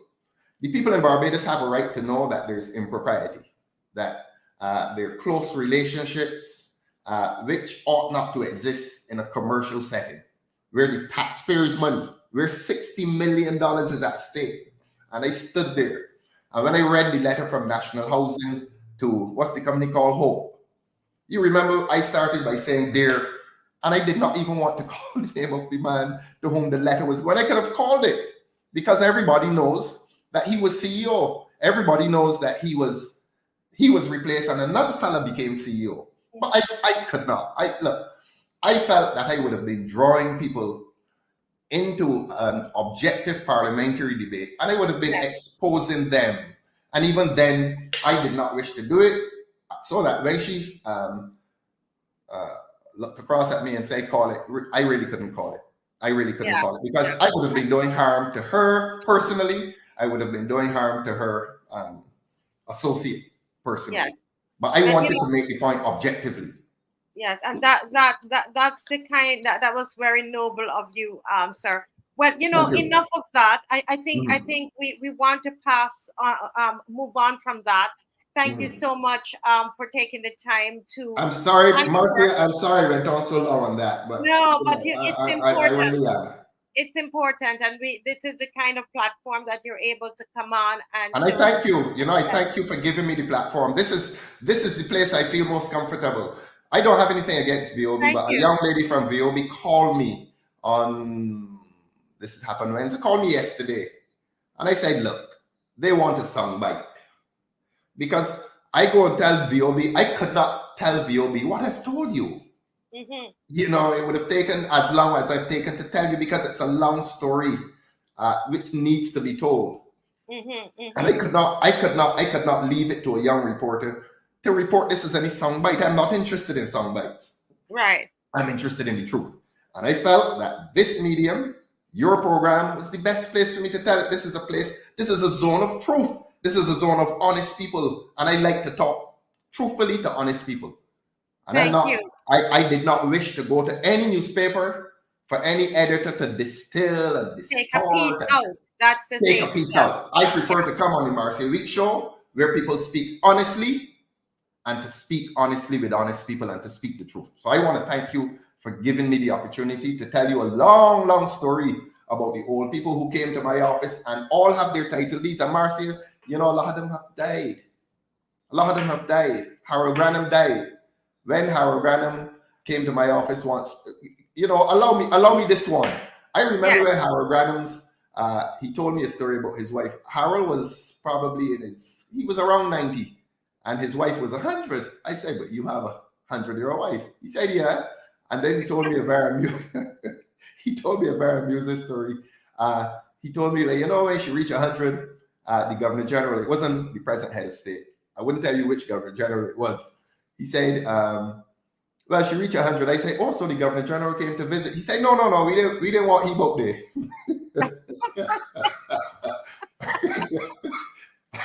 So I haven't told you which governor general it was. I haven't told you the year. But I just say that to say the kind of relationships that I engendered with those nice old people, putting a few yams in my car, a few potatoes, and taking home on evenings from these beautiful people whose lives coincided with mine professionally, and it became personal.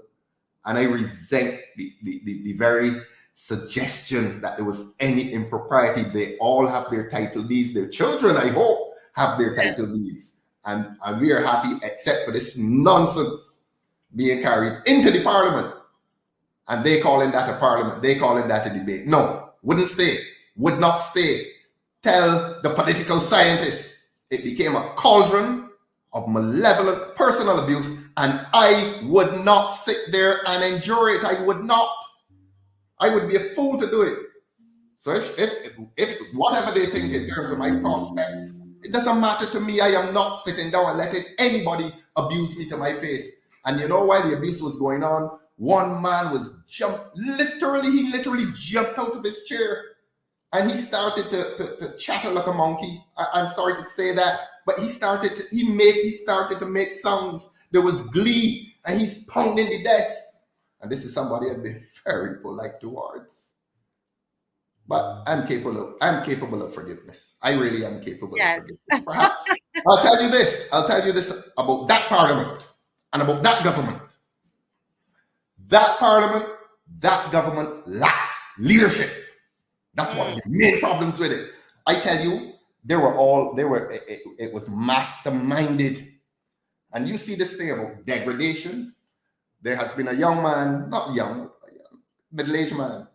When I crossed the floor, he has been up and down the constituency.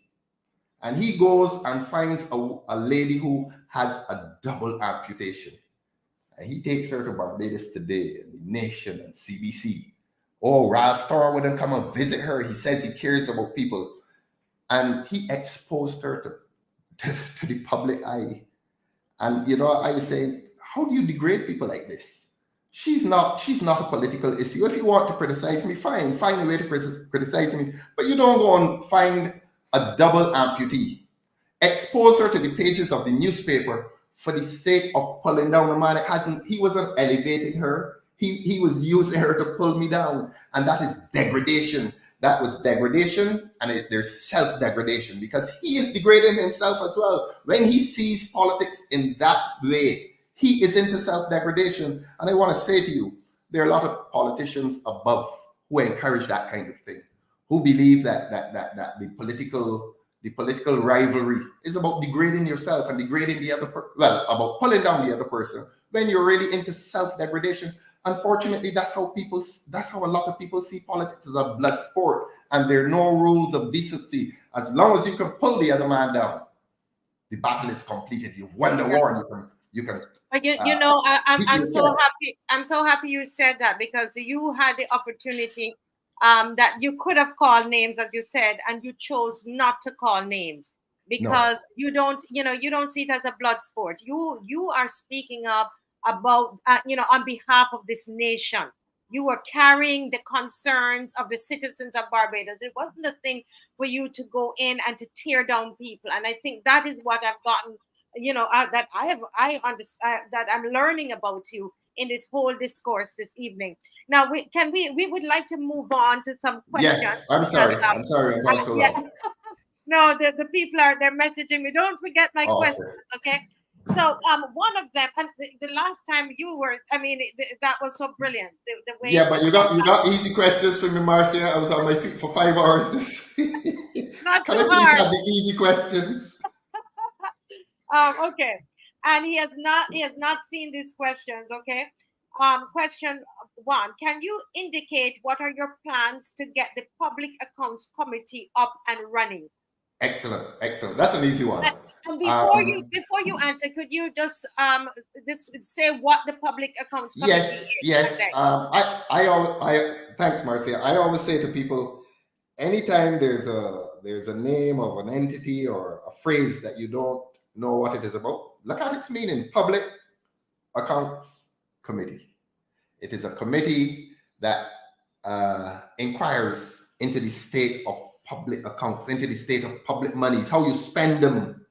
I think largely speaking, it is that. And that anytime there's reason to suspect that there has been impropriety or misuse of public funds, it is a committee in the parliament chaired by the leader of the opposition. The reason it is chaired by the leader of the opposition is because you naturally expect that it is something that the leader of the opposition should be concerned about, because he is not a member of the government.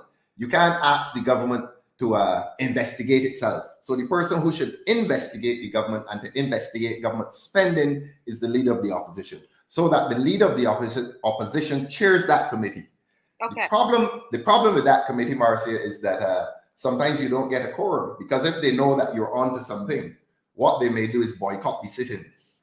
Yeah. So if you indicate to them you're going to investigate spending at some statutory corporation or some other government entity, they may decide, look, if he's on Hope, for example, suppose I decide, look, Hope use public monies. Let us make an inquiry into Hope. Chances are you will not get all of the members of the committee attending the hearing. And yes, they would boycott it quite deliberately. The government members have the power to boycott it.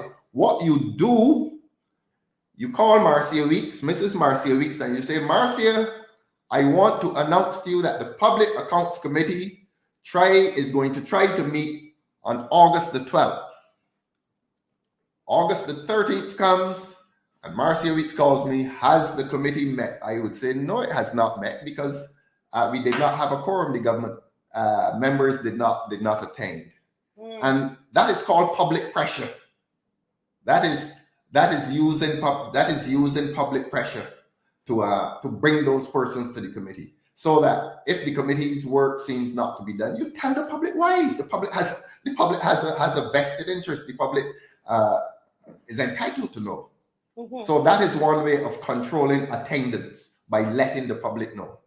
Yes. Yeah. So that is a committee that is you can call it a watchdog committee, a committee that functions as a watchdog over government's monies. Yeah, and I can tell you, when I first became opposition leader, I spoke to the staff in Parliament within that first week. One, to have the committee constituted and to make plans towards its first meeting. The only reason that committee has not had that first meeting is because immediately on becoming opposition leader, along comes the estimates, that's 3 weeks. And then this week, this torrid week of a budget debate, which pretty much has lasted the whole week. Well, Monday, Tuesday, Wednesday. But I want to promise the public of Barbados that we are going to try to do that first meeting. We're going to have the members constituted. I'm the chairman. I'm going to try to have our 2 senators, that's Senators Watson and Walters, on the committee. I'm going to try to get a committee that is strong, a committee that doesn't have a bias towards the government. Yeah. Yes. There will be government persons on it, and trust me, if we do a meeting and the government members don't come, I'm going to tell Caswell. Correct. I'm going to tell Caswell, and I'm going to tell him who did not come. And when we go into the third or fourth meeting and they still don't come, I'm going to call Caswell again. I say, Caswell, the thing not meeting because John Brown or Mary Smith wouldn't come. The public needs to know. Yeah, the public needs to know. Yes. But we're going to try to get that committee going as quickly as possible. As I said, a watchdog on government's habits in relation to money that belong to the public. Yes, yes, wonderful. And we will give the pressure on this show. We'll definitely do that. Yes. The next question for you, sir. Yes, please. Given Barbados' high population density and the challenges of international migration, do you think it's time Barbados enacted an Alien Land Holding Act? Are we not obligated to safeguard our scarce land for Black Barbadians? That's interesting. Huh? I think St. Lucia had one and Trinidad had one. Our administrations have justified it on the basis of investment. The view is that we have a lot of wealthy people coming here and we cannot do anything as a disincentive against investment. I think it reaches a point where you have to protect the lands. I mean, the West Coast, you drive down most of the coastal West Coast. I think it's more the West Coast than anything else. We've lost the West Coast already. The South Coast, and when I say we, I mean we Barbadians or West Indians still control fairly large portions of the South Coast. There will come a time when you have to protect it, and you may have to protect it by alien land holdings. You may have to, because the question is, if you allow a man to build a $10 million US house in Sandy Lane and employ a butler and a gardener and a cook, a housekeeper, sorry, is that really great benefit to the economy of Barbados? It may not be. What returns? The question is, what returns have you had for allowing a man from Sweden or Switzerland to purchase a large house in Barbados? What are the returns? Sometimes the returns are not that great. He comes here, he employs people, he hires a car, he purchases services. I think the point has come where we must do an audit. I like to be objective on these things. There will come a time when we must do a land audit and look at the returns that we gain from these purchasers who are here owning land. But at the same time, I know there's official policy. You don't wish to appear to be excluding people, because we're largely speaking a tourism economy, and we like to describe ourselves as being very hospitable. The question is, it's an interesting question, and it reaches a point. There is a point at which we're going to have to ask ourselves as a country, what are the returns? I can't tell you, I don't know what the returns are, but perhaps the economists and the accountants will have to be engaged to say what the returns are. Yes, yes. Thank you, sir. Good night, person right. Good night, honorable leader of the opposition. Question: what are your plans to get the high debt down? If we the people give you a chance to take this country forward as PM, I don't know if you're that, and we will still be under an IMF program. I'm just reading what is sent to me. Debt really, and I assume the person is talking about foreign debt. Yes. Your debt really is about needing foreign exchange to buy goods and sometimes services from other countries. One of the reasons you need to buy goods and services from overseas is because you don't have them here. As I said in Parliament, we are operating now on largely speaking, a mono industry. We are on tourism. And when I was speaking about the 15 difficult weaknesses in the economy, one of the weaknesses I referred to was the fact that we are overly dependent on tourism. Now, if we get our agriculture going, and if we get our energy sector going, we're going to have less of a dependence on foreign currency. We're certainly, look, we have sunshine in this country 360 of the 365 days in the year. Scientists have discovered that is a source of energy. Yet, there's confusion. Nobody knows what is the real relationship between alternative energy? Cheap energy is cheap, it's free almost, and the what the light and power is selling to us by using fossil fuels. So that if we can move towards full alternative energy, the government had planned 2030.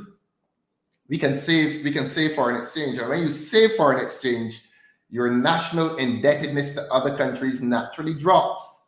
So it is not merely a question of borrowing less, but it is a question of producing more here, because there's a relationship between borrowing and producing. There's a relationship between importing and producing.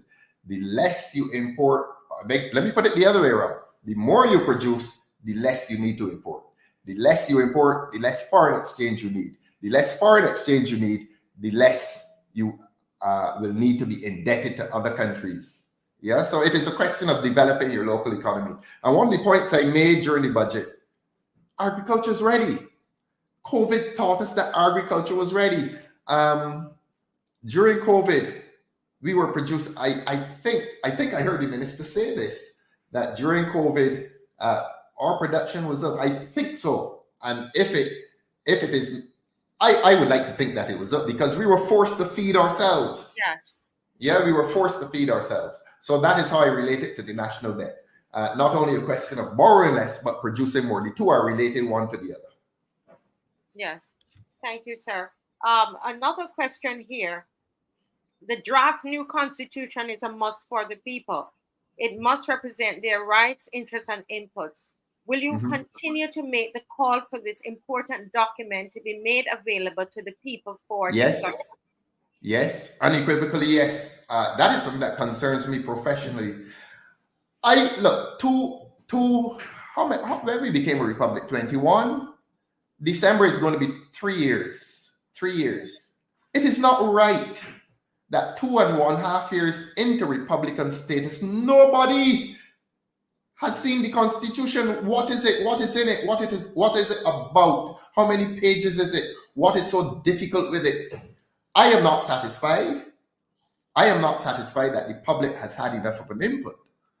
Maybe the public has not been as interested as they should be. But certainly when we were doing our proposals on local government, when we went into the public domain, we discovered that the public was very, very interested in local government. I am wondering if the review commission has been aggressive enough in terms of coming into the public domain and discussing it clause by clause. I was going to say this in Parliament, but I'll say it here now. One of the things that disturbed me was when a certain minister said in Parliament one day, I think he said it in Parliament or elsewhere, he said, we have given the commission a template. Now, constitutional reform is not about a template. A constitution is not only the written word. A constitution is a set of political and moral values. Yeah. So you can't give them. You don't construct it like the frame of a house. It is not a template. You go into the public and engage with the public. What are our political and moral values that we need to defend? What are these political and moral values that we think are quintessentially Barbadian? What do we want to protect? What do we want to defend? What is precious? What is sacred to us? It is not about. It is not a set of commandments. Yeah, it is a document that protects political and moral values. Or put another way, it is a document that reflects the spirit of a people. Yeah. What makes the people who and what they are. So that because of that, you need to engage with people. It is not an architectural document. It is not a template. It is a document that reflects a spirit. It is a document that reflects people's values and value systems. What is it we wish to protect? What is it we want to continue doing that we've done before? What is it we need to change, for example? Resting on a democracy. How can we improve the democracy? My point is, we have not had enough public consultation. We have not had enough public engagement. And I suspect we have not had that because we have started philosophically and conceptually wrong. We have described it as a template. A constitution does not begin as a template. A constitution begins rooting itself organically within the society and allowing the members of that society to say what is sacred to them. That is how a constitutional development should begin. Yes, thank you, sir. Another question, did you complete your entire statement to the House on Tuesday? If not, do you plan to present the rest of it through a video to the public? They want to know the rest. They want to know if you're going to produce the rest of it on a video to the public. You want to know why I'm laughing? I'm laughing because when I looked at my watch and I saw 5 hours, I started to feel sorry for the speaker. I said, look, let me stop now. But I did have a few other things to say. There will be other debates. There will be other debates in which I'll get the chance to say the things that I thought the public had heard from me long enough. I did not plan on 5 hours. Did not plan on that. I just planned to speak passionately to the issues. I just planned to communicate every important issue to the public. That is what I planned. I planned quality, not quantity. But when I looked at my watch, I saw 5 hours. I started to feel sorry for my audience, and particularly the speaker. So that's why I stopped. But I promise, Marcia and panel, that what I did not speak on, I will get to speak on that in a subsequent debate. I wouldn't produce a video. I think that's it. People are something else. Mr. Thorne, someone says, with the information Mr. Thorne has on the improprieties, without calling names, Yes. enough to publicly call for resignations or prosecutions? Is there enough to make that call? Oh, that's an interesting question. Ask it again, please. They want to know, with the information that you have on improprieties, without calling names, is it enough to publicly call for resignations or prosecutions? Is there enough to make that call? I don't.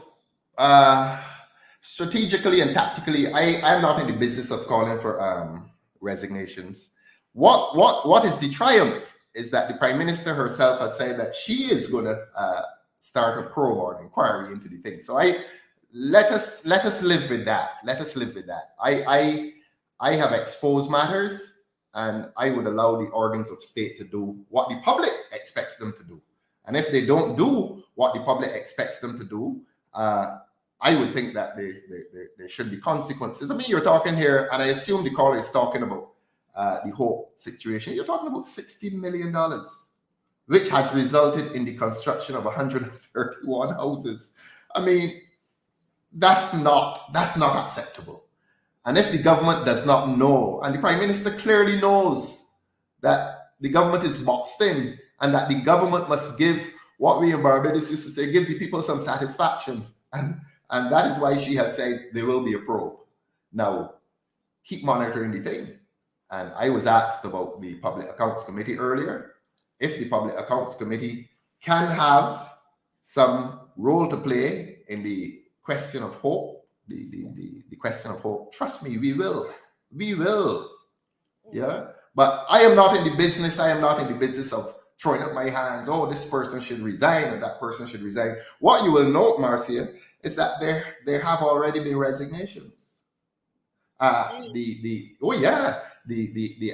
don't know if I said this in Parliament. No, I don't think I did. But within 1 week, within a 2-week period, several executives from Hope resigned. Y'all didn't know this? Yes, we heard. Yeah. There was a flight from Hope. And then, of course, there was the situation which I spoke about. Scandalous, really. The present management being concerned in other countries. But it is our money, $60 million. Yeah, $60 million. So I think the government knows that it is under pressure to do something, and we will wait and see what the government proposes to do. Simple as that. Yes, sir. Someone wants to know, what is your opinion on the Bridgetown initiative? That's the climate change thing. Bridgetown initiative, I believe this has to do with the all the is it the hotels that they're now That's not it. No. Where is who can explain what this I is? think I don't know if Kaz is Maxine with us. Is it the There. Bridgetown Initiative? That is something that was authored by what's his name, Mr. Prasad, and he became the champion of this Bridgetown Initiative. Okay, hold a second. Is this Miss McLean shaking her head? You're muted. Hi, I was backstage for a while, so I wasn't sure that I was on. Yes, that has to do with the whole With issue of climate small island change. developing states and climate change. So you're correct. Mhm. Yes. That's where the Prime Minister has gone to the conference of the parties. That's the climate change, the Convention on Climate Change, basically capturing what has been the position of Barbados and other small island states. So Yes. but I think she has packaged it in a way, and her spokesman was Prasad. for a while Mr. Prasad, but he is no longer. He's somewhere else. Yes. Yes. Okay. Any thoughts on that, sir? What's your opinion on it? Sorry. No, I'm fine. Yeah, sorry about that. Your husband was asking me something. No, not really. No, I don't think there's any controversy there. Sometimes you let the government do what it is entitled to do. I don't see any controversy with it. It is noble. I don't like to criticize everything for the sake of criticizing. I could look at it. I could see the details. I was looking at the comments from that people were making here, and there was somebody who had quite a lot of knowledge on it. But I think it's something that the government is entitled to pursue. The little I remember hearing about it, I didn't see any controversy with it. If it is intended to benefit Barbados, and if it is intended to bring some parity or equality to the relationship between small countries and big countries based on our vulnerability, how can I criticize that? Yeah, it was asking for parity between small countries and big countries, and asking them to treat us fairly, knowing that we are vulnerable to hurricanes. And I mean, a hurricane can blow us away any minute, during the hurricane season. So an initiative like that, I don't think we should be criticizing it. I think there should be national consensus on initiatives like that. Yeah. Thank you, sir. There's another question here. This is from a Barbadian in the diaspora. They're all over watching tonight. 2,207 persons. Mm-hmm. Westminster governance is at its core. Let me just get into the question. Do you think the office of the Prime Minister has too much power? Definitely. And that is not a criticism of this government. That is a criticism of the Constitution that we've had since 1966. In fact, people used to say over the years that the office of Prime Minister is the office of an elected dictator. Prime Ministers under the Constitution of Barbados were involved in just about every major appointment. Our Constitution, our 1966 Constitution, gave a Prime Minister a lot of power and gave a Prime Minister too much power. Yeah, I mean, all of the commissions, the judges used to be chosen by the Prime Minister. Yeah, our Constitution gave the Prime Minister too much power. And one would hope, and that's why they need to come to the public. That's why this commission needs to come to the public, to ask the public if they feel that a Prime Minister has too much power. You know the group that you should be talking to? You should be talking to very senior public servants who understand the distribution of state power. They live it, they practice it. And you should be asking them if the Prime Minister has too much power, if a minister has too much power, if Parliament gives itself too much power sometimes. One of the countries in the world that distributes power or dissembles power, dismantles power is the United States. But they tend to do it to the other extreme, so that at some point in time every year there's gridlock and public servants can't get paid because one party is opposing I don't know if they call it the appropriations bill, but the law that is passed to pay public servants. So they go the other way in terms of distributing power very thinly among various actors of the state, among various officials of the state, I beg your pardon. But yes, the Prime Minister does have too much power within the Westminster system. Definitely, there's no doubt about that. Question is, are we going to allow it to continue? Is that a political, and it's a political culture that we have accepted. You listen to the people in Barbados, oh, I'm going to the Prime Minister. You listen to ministers, oh, the Prime Minister has told me I could go ahead and do this. That is an admission, and that is a concession to prime ministerial power. And sometimes it is a justification of prime ministerial power. No, not in this day and age. That power needs to be distributed among the various officials of state. Prime ministers have too much power in our system. Yes, thank you. The next question here is saying, should the cabinet be of a fixed size so as not to undermine Parliament's ability to check on the power of the cabinet?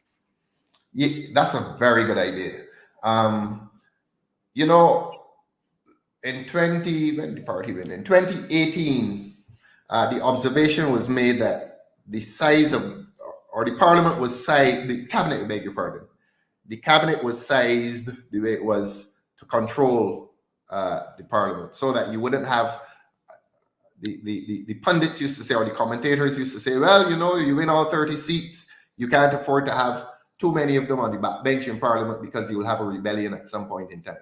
I don't think that is how government should be structured. Yes, we should have.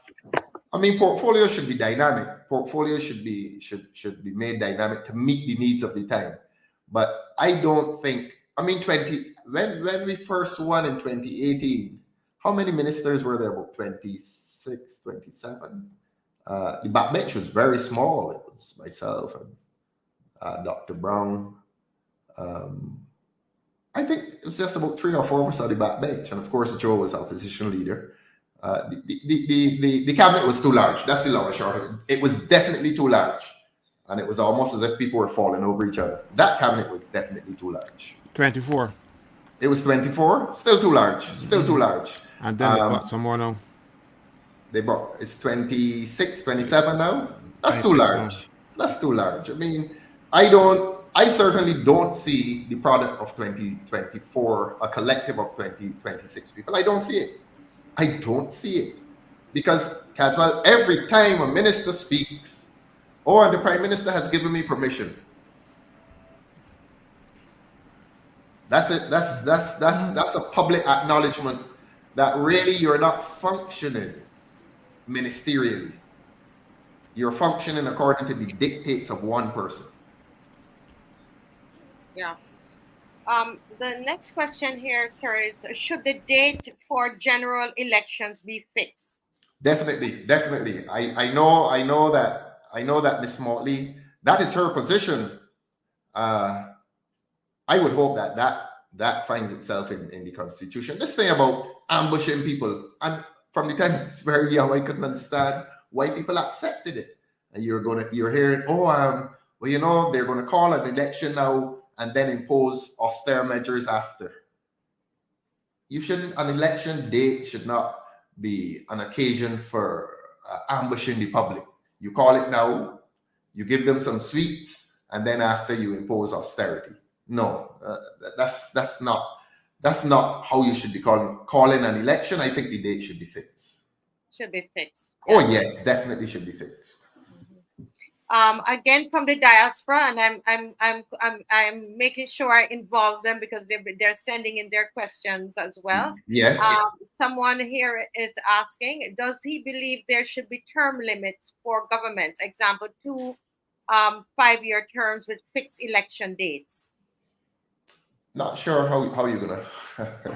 You mean you stop somebody from winning 4 times? You have to be careful about the will of the people. If the people, as in St. Vincent, the people in St. Vincent voted Gonzalez 4 or 5 times. That's their will. I don't know how you can control the will of the people. What you can control is the structure of the institution, and that is why fixed date. I agree with fixed date, but I don't think you can legislate the will of the people. If somebody wants somebody 2 terms, 3 terms, 4 terms, so be it. It will frustrate the other party, but so be it. You're talking here about the will of the people. I don't know that you can legislate the will of the people. Yes, And yes. while you were on to the diaspora, Marcy, I wanted to say to the diaspora that if we're around here talking about needing more people, Barbados has a lot of people in the US and England and Canada. I think there comes a time, and look, we should be embracing the diaspora more than we have been.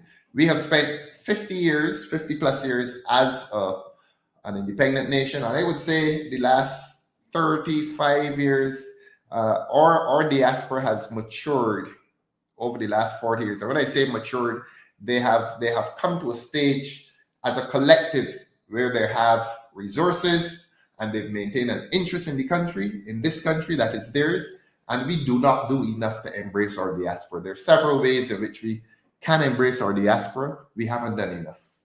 And when we're talking about being short on people, we're not short on people. New York full of Bajans. London's full of Bajans. Toronto is full of Bajans. So when we want people, the Barbadian resource is there. Yeah, I just to say I'm a firm believer in that. I was in the diaspora at one point. Someone says, "Good night, sir." Why haven't you touched on NCC? They are alleging that there are real corruptions there. I'm just reading it as I get it. I'm trying my best to, I put the allegation in it there that there's a lot of corruption there. Okay. Simply because I haven't received that information. But trust me, whatever information I receive as chairman of the Public Accounts Committee, we have a duty to pursue it. So that if the information comes, it will be pursued. I promise the public that. Marcia, yeah. There is something that I want to draw to Ralph's attention. Yes. It's simply that when he complained in his budget speech, because I listened to almost all of it, he said that national insurance contributions were not being paid, and the minister got up and lied to the House. Because you were absolutely correct. It is only after people like me and a few others complained that they went back and back paid some of them. To this day. This is in relation to the English file? No, the national contributions for when you said they were not being paid. When you made that remark, and Ryan Strong then said that they were paid and that and that is not true. Okay. Up to now, they have not all been paid. And what I jumped in now because NCC still has people that they call contractors that are actually employed people, and they're still not paying them for them. Only this week, last week, the gentleman came to my office, said he went to National Insurance to pay, and National Insurance said, but you are not self-employed, so we cannot take self-employed money from you. Your employer has to pay, and NCC is not paying. So you were absolutely correct. Okay, thank you. That's casual. I'd want to pick that up with you privately at some point, if you don't mind. No problem at all. Thank you.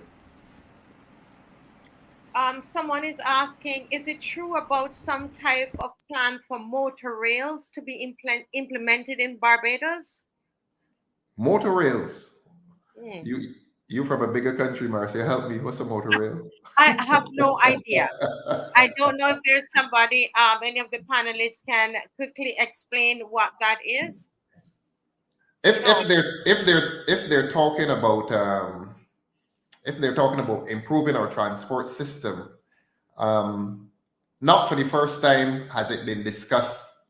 The idea of transporting people down the west coast and up the south coast and then dropping them off at harbors, one in Oistins, one in Bridgetown, and one in Spikestown, and perhaps one in Old Town. But motor rail on the roadway is going to be difficult. Trinidad did it with the priority bus route. When I was studying there, the Eastern Main Road, for those of you who know Trinidad, that was a major artery from Port of Spain right up to the East Coast. And people lived next to it. They had a lot of shops and so on. And then they built a priority bus route next to that, and it was actually running through a part of the St. Augustine University campus. And they used to allow only buses to run on it. So that was equivalent to a railway, except that it was buses. But I think they could do that because I believe, I speak subject to correction, they could do that because it used to be a railway line. Our original railway line is what they're developing as the cycle track by Haggett Hall and up through St. George and St. Philip, and I think down to the East Coast. That's the original railway track. But you wouldn't need that now because it doesn't lead to any dense residential areas. But to get a railway along the coast now is almost impossible, I would think. You'd have to displace too many people. So the idea of going into the sea may have to be the best one. Yes. Okay. Thank you, sir. There is another question here. Recently, we heard the Minister of Health that the A&E need to have a further expansion and they need funds to do so. Why was the current administration so short-sighted in the proper expansion of an important area? For a long time, the government has been trying to persuade a lot of people to go to the polyclinics. And to be fair, they haven't been able to manage that system well, as far as I'm told. What the Minister of Health did say to us during the estimates is that there's a loan for, I think, 130 million. And I believe that they're still in the course of expanding A&E. But you can expand A&E, but you have to educate people that if they stub their toe, go to a polyclinic. Because, the hospital administration and the government are not always at fault. Sometimes it is the public, and sometimes you wonder if people don't just like sitting down there and waiting, and out of loneliness, I don't know. But they've been trying for many, many years to get people to go to the polyclinics. And it's a question of people not valuing the polyclinics as highly as they should. So I don't always criticize the government for the sake of criticizing them, because this is, for us, it is a public health facility, and it is for the public. So I think the public needs to use the facilities a lot more rationally. I think sometimes we're not using the facilities as we should. Yeah, but then you must have doctors, because sometimes the 24-hour system, no doctor turns up for work because the doctors are treated very badly. They don't pay them well. They don't get vacations. They don't get sick day off or anything like that, and they actually steal from these doctors. They're treated very badly. We are going to have to address the problem of, and I mentioned it earlier in the estimates, the brain drain. We're losing a lot of our young professionals. Yeah, because they get treated badly. I don't know why we're losing them, but we're losing them, and that's a crisis. As I said then, that is a crisis that the government, I don't know if the government is treating it as a national secret, but we are losing a lot of our good young people, and not only professionals. We are losing a lot of our good young people to Canada. The Halifax, the governor or the mayor of Halifax said he needs 30,000 new immigrants every year, and he wants a lot of them from Barbados. Yeah, so that the crisis is being promoted from within Canada as well. They're coming for our best people. So we are likely to grow old and grow very lonely in this country if we don't give opportunities to our young people, which is why I insisted during the budget debate that this, and the estimates, that this question or this concept that we have these super people coming from outside and frustrating young Barbadians, those jobs at Hope could have been done by Barbadians. I am still convinced that the CEO of the hospital can be a West Indian, a Caribbean person. I'm convinced of that. What is wrong with us? Yes. Sir, thank you. There is another question here. So should the position of Prime Minister be contested nationally or separately, where the leaders go head-to-head at election time? The House should not. Yes, so that's the question. Should the position of PM be contested nationally or separately, where the leaders go head-to-head at election time? They're really asking if the Prime Minister should be presidential, where you have, and I think that's something like Guyana, Well, the Prime Minister in Guyana is he doesn't have a lot of power. Like the President in Guyana, again, it comes back to the political values of Barbadians. That's not a question for me to answer. That's a question to ask Barbadians. Do you want a Prime Minister who is presidential, who has that overarching power in his or her own right? Do you want that, Barbadians? If you do, you say yes. If you don't, you say no. Or do you prefer to have power, in theory anyhow, distributed among the members of a cabinet, of whom the leader just happens to be somebody called the Prime Minister? I don't know. I think that is why, as I said earlier, that is why we need to engage our population as to what are our political values. Do we want the emergence of a dictator? Because a Prime Minister can become a dictator within Westminster, I beg your pardon. A Prime Minister has too much power. Do you wish to move from that now to one where it is presidential, where you have a lineup of 2 or 3 persons and the country is voting for them? Why? What power will he or she exercise that makes a positive difference to Barbados? I don't know, but let them engage Barbadians on that. Do we want a presidential office of prime ministership, or do we want one in which the Prime Minister just happens to be the chairman of a cabinet, where executive powers reside? Because in theory, the executive power resides among that 12 or 13 or 26 people, as the case may be. Do you want to move from that and have a cabinet and then have a separate office of Prime Minister that, I don't want to use the word all powerful, but becomes all powerful? Is that a part of our political culture? Guyana has that. We don't. Is that our culture? Guyana seems comfortable with it in their constitution. I'm not sure Barbadians would accept it, though. I'm not sure they would. Yeah. Someone in the comment is saying we probably should have, they're asking, should we then have a national referendum to answer some of these critical matters pertaining to our new constitution and the type of prime minister and the type of parliament, etc. And you're saying yes to that referendum. Oh yes. That's a nice idea. And you don't have to have a referendum by people lining up by a school hall to vote. You can place the questions into the media, Barbados Today, The Nation. You can even put them on the radio stations and ask the basic questions. Do you prefer A, B, or C?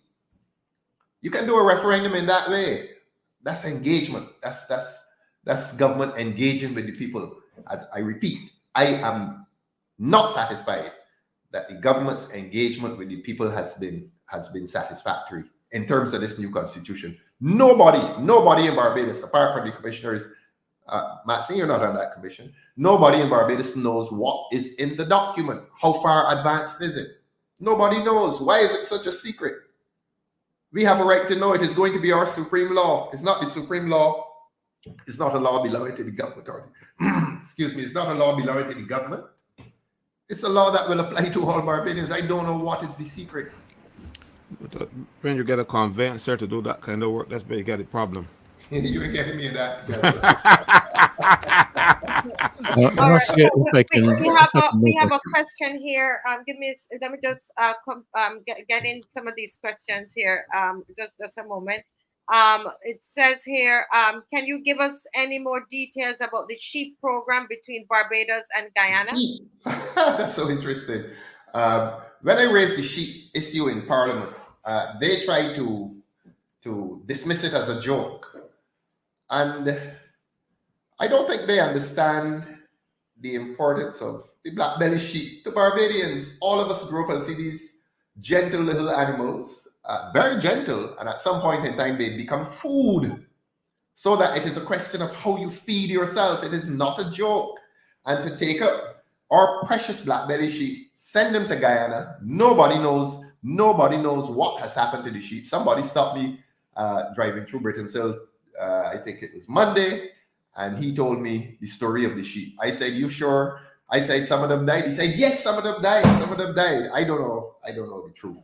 But during the estimates debate, the Minister of Agriculture said that Mr. McLean is supposed to go to Guyana to do a mortality check. Now, mortality, as far as I'm aware, means whether they're dead or alive, or whether they've died.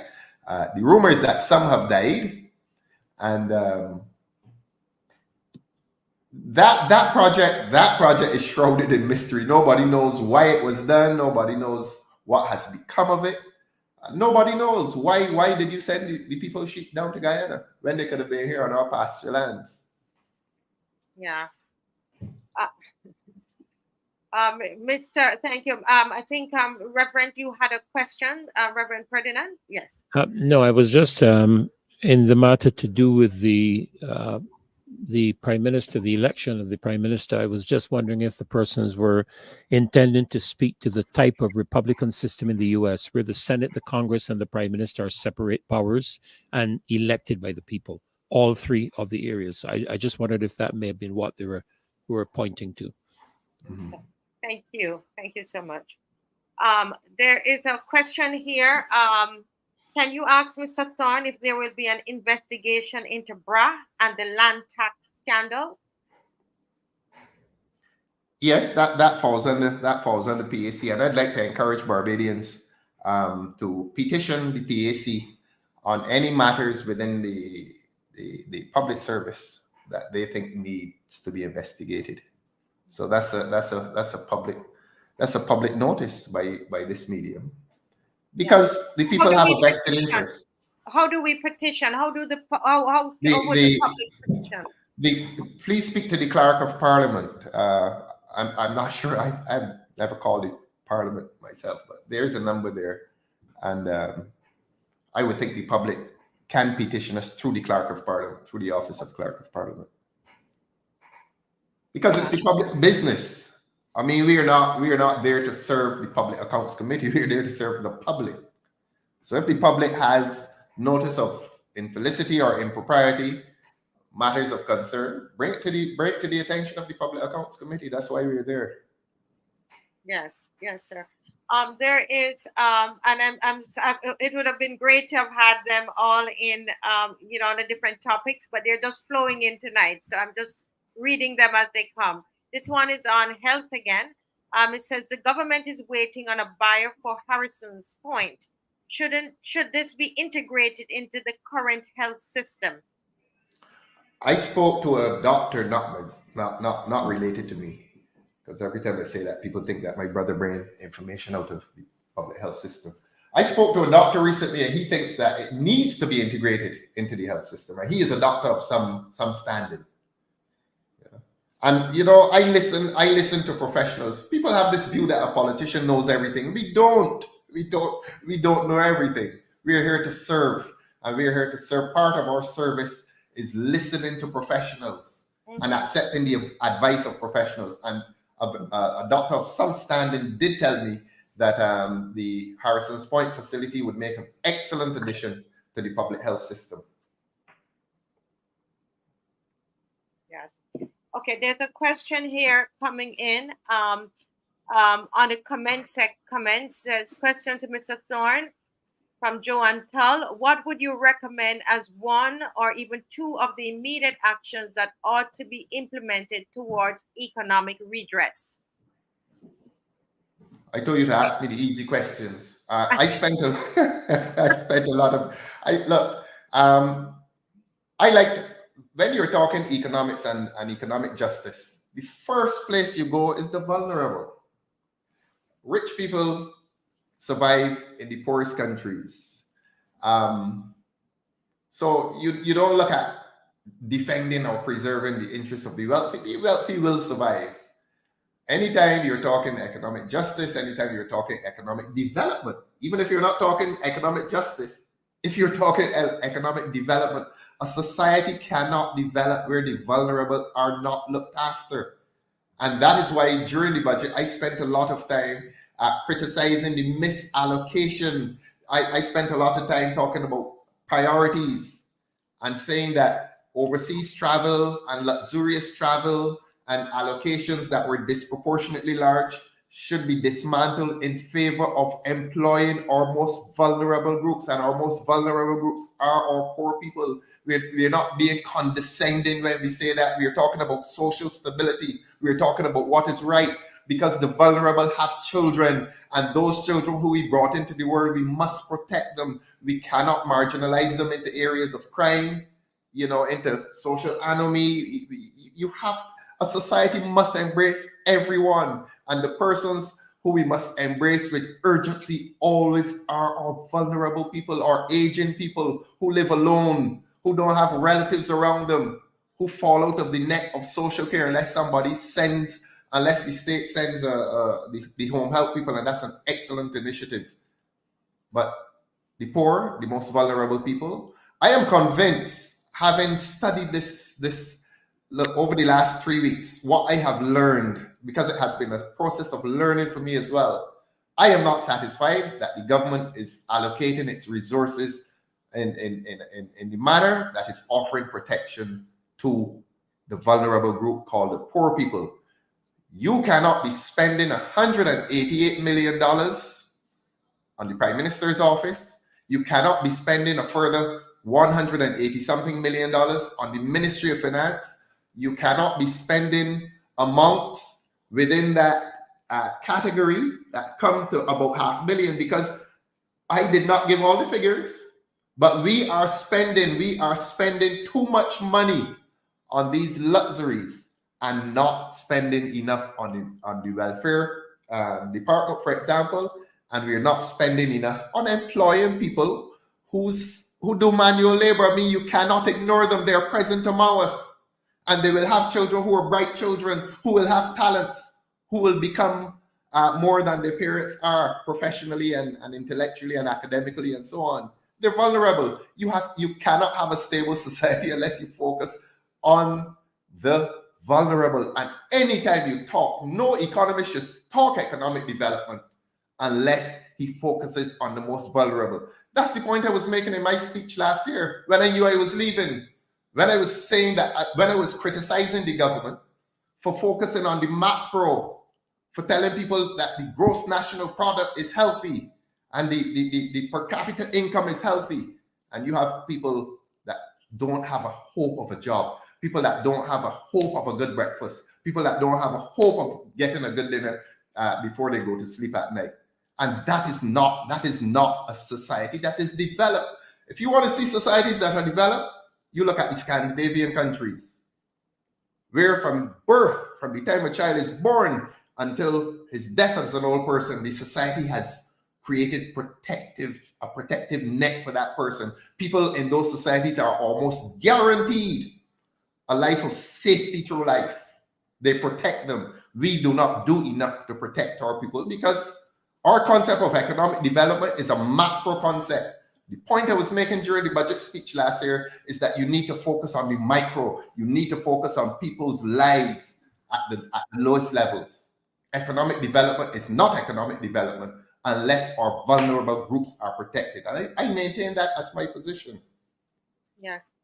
Well, it's 9:30, and I know some of the viewers, they're saying, Marcia, please don't tire don't exhaust Mr. Thorne. I see people are concerned. So, but the questions are coming in. But we will take a I'm fine, Mark. I'm fine, Marcia. Because I know the arrangement you and I had. So that's why we're going. But I want to because a lot of the questions that are coming in at this point, they're repeating, a lot of repeating questions. But I want to ask if there's anything else that you want to say to Barbados. And then what I'm going to do, you could think about that. Think about it. And then I want the panelists just to take, real quickly to add anything to what they heard this evening from Mr. Thorne. Just really quickly, if everybody could take 2 minutes. And just to add something, I know Mr. Murray is here and we haven't heard from him as yet. Let me see if I could bring him in to the studio. Thank you, Marcia. Yes. Mr. Thorne. Hi, Glenn. Yes, Glenn, please. What did you call me? Ralph, Mr. Thorne, I have to treat your office with respect. As a proper spoon, so man brought up the same That's right. values that I have to treat you with respect. So Mr. Thorne was the other fella. It's good to see you. Always Two good to things. hear you, man. First, let me make one observation which I noticed, which struck me last when you spoke on Tuesday night. Mm-hmm. Your presentation, you use a term which caught my ear very strongly. You use the term anomy. Yes. I have been talking about anomy, and that triggered my sociological ideas, etc. I'm very glad that you were able to. And throughout your presentation, it's clear that you have a feeling for people and societies and how they function and whatnot. Thank you. But my primary mean for intervening is that I think it is important that you give the public an outline as what are you entitled to as leader of the opposition. Because there have been some stories circulated against you.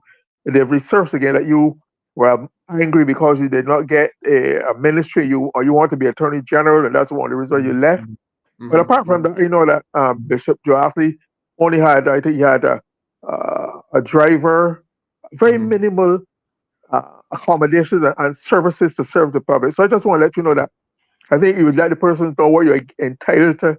Even if you tell me your salary is leader of the opposition, do you have an office? Do you have a maid? Do you have a driver? Do you have a personal assistant? So they know under what pressure you have to function or to carry out your duty. I think that's important. Okay. You probably won't believe me. I tell you, I don't even know. I did not even know my backbencher salary. I know it. They used to put some like $5,000 in the bank. I think it was around 5,000, and then my colleagues are going to hate me for this. And then we get 2,500 to do work in the constituency. And I'm going to publicly say that because during the summer vacations, for example, I would spend as much as $10,000 on my children's summer program. And then on Saturdays, we had a Saturday program as well. But to answer your question, there's an executive assistant position, there's a secretary, and there is driver. So there are 3 persons that we're entitled to. The other matter you raised as to me leaving because I wanted to be attorney general, never applied for the job. And it's a rather delayed reaction. You mean I sat there 6 years wanting to be attorney general and then left? No. Just one last thing. Just let me say this. I applied. I remember when I won in 2018, I saw this reporter circling me when we had a motorcade. And I said, I know what she's coming to ask me about my absence from the cabinet. So I had my answer ready for her, and I told her the truth. I said, I applied for the job as parliamentary representative. You don't. I certainly didn't go in with any expectation, and I say this in all honesty, I didn't go in with any expectation that I would have been in the cabinet. It would have been good because you can offer your constituents greater service when you're a member of cabinet. I admit that, but my exclusion did not surprise me. But I committed myself, Glenn. I committed myself to a constituency that every time there was a job available, I would ensure that somebody in the constituency gets it. I always ensured that the children in my constituency would have social programs that would enhance their lives. I always ensured that I would pay dignified attention to mothers of young children and old persons in terms of, how should I say this? In terms of financial assistance. I don't believe in hampers at Christmas. I don't do that. I believe in a more dignified way of assisting people. And let me tell you, I have that $2,500 that they pay us. I don't pay light bills with it, but I know what I do with it. And it goes back into the constituency, believe me. I put up a tent at the front of my office, and the tent cost me $8,000. And it's not only a tent, but it's permanent. It has a floor, it has a banister, and I told him it's called a community activity center. It cost me $8,000 in 2018 because when I won, I didn't intend to win and just stay with the bare constituency office. I wanted it to become a community activity center, and anybody can go up there and see the tent, which we have done seminars under that. We have the children do their day camps. We used to have Saturday reading classes, and on afternoons we would have a guitarist come in, and once I had a punka came in and gave drumming classes. That is the kind of community work we have done. You know, sorry to give you that long answer. But I could find out what is the leader of the opposition salary. I could call Mr. Eastman tomorrow and ask him. But that has not been at the forefront of my mind. I have one related question. You said just hang on. Let me get Rose in there first, and with one, because she hasn't. So Rose, any comments from you, and then we're gonna go around. Yes, go ahead, Rose. Yes, thank you. Good evening, Mr. Thorne. Hello, good evening, Rose. I had no doubt about your presentation, the standard, the content. If it were different, I would be disappointed. But I am so glad that the level of debate in the lower house now has risen, and that we are receiving content, we are receiving factual information, and which has prompted action.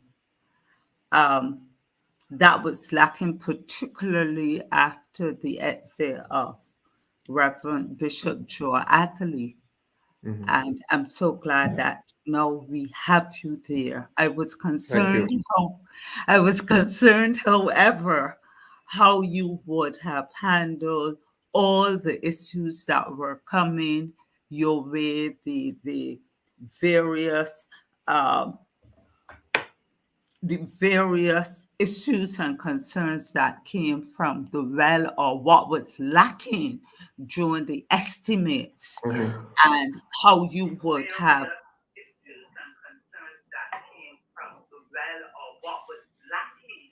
I'm getting feedback. Go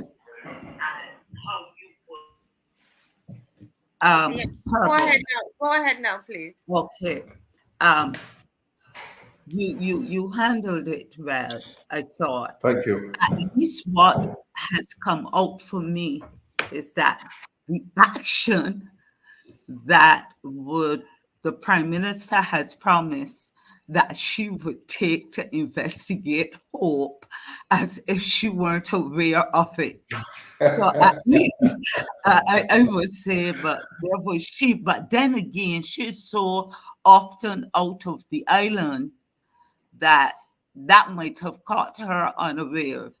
So she would not have known what was happening with Hope, although on this particular show, Kimar was pushing it and educating us, and you acted so prudently on it, and I want to say thank you.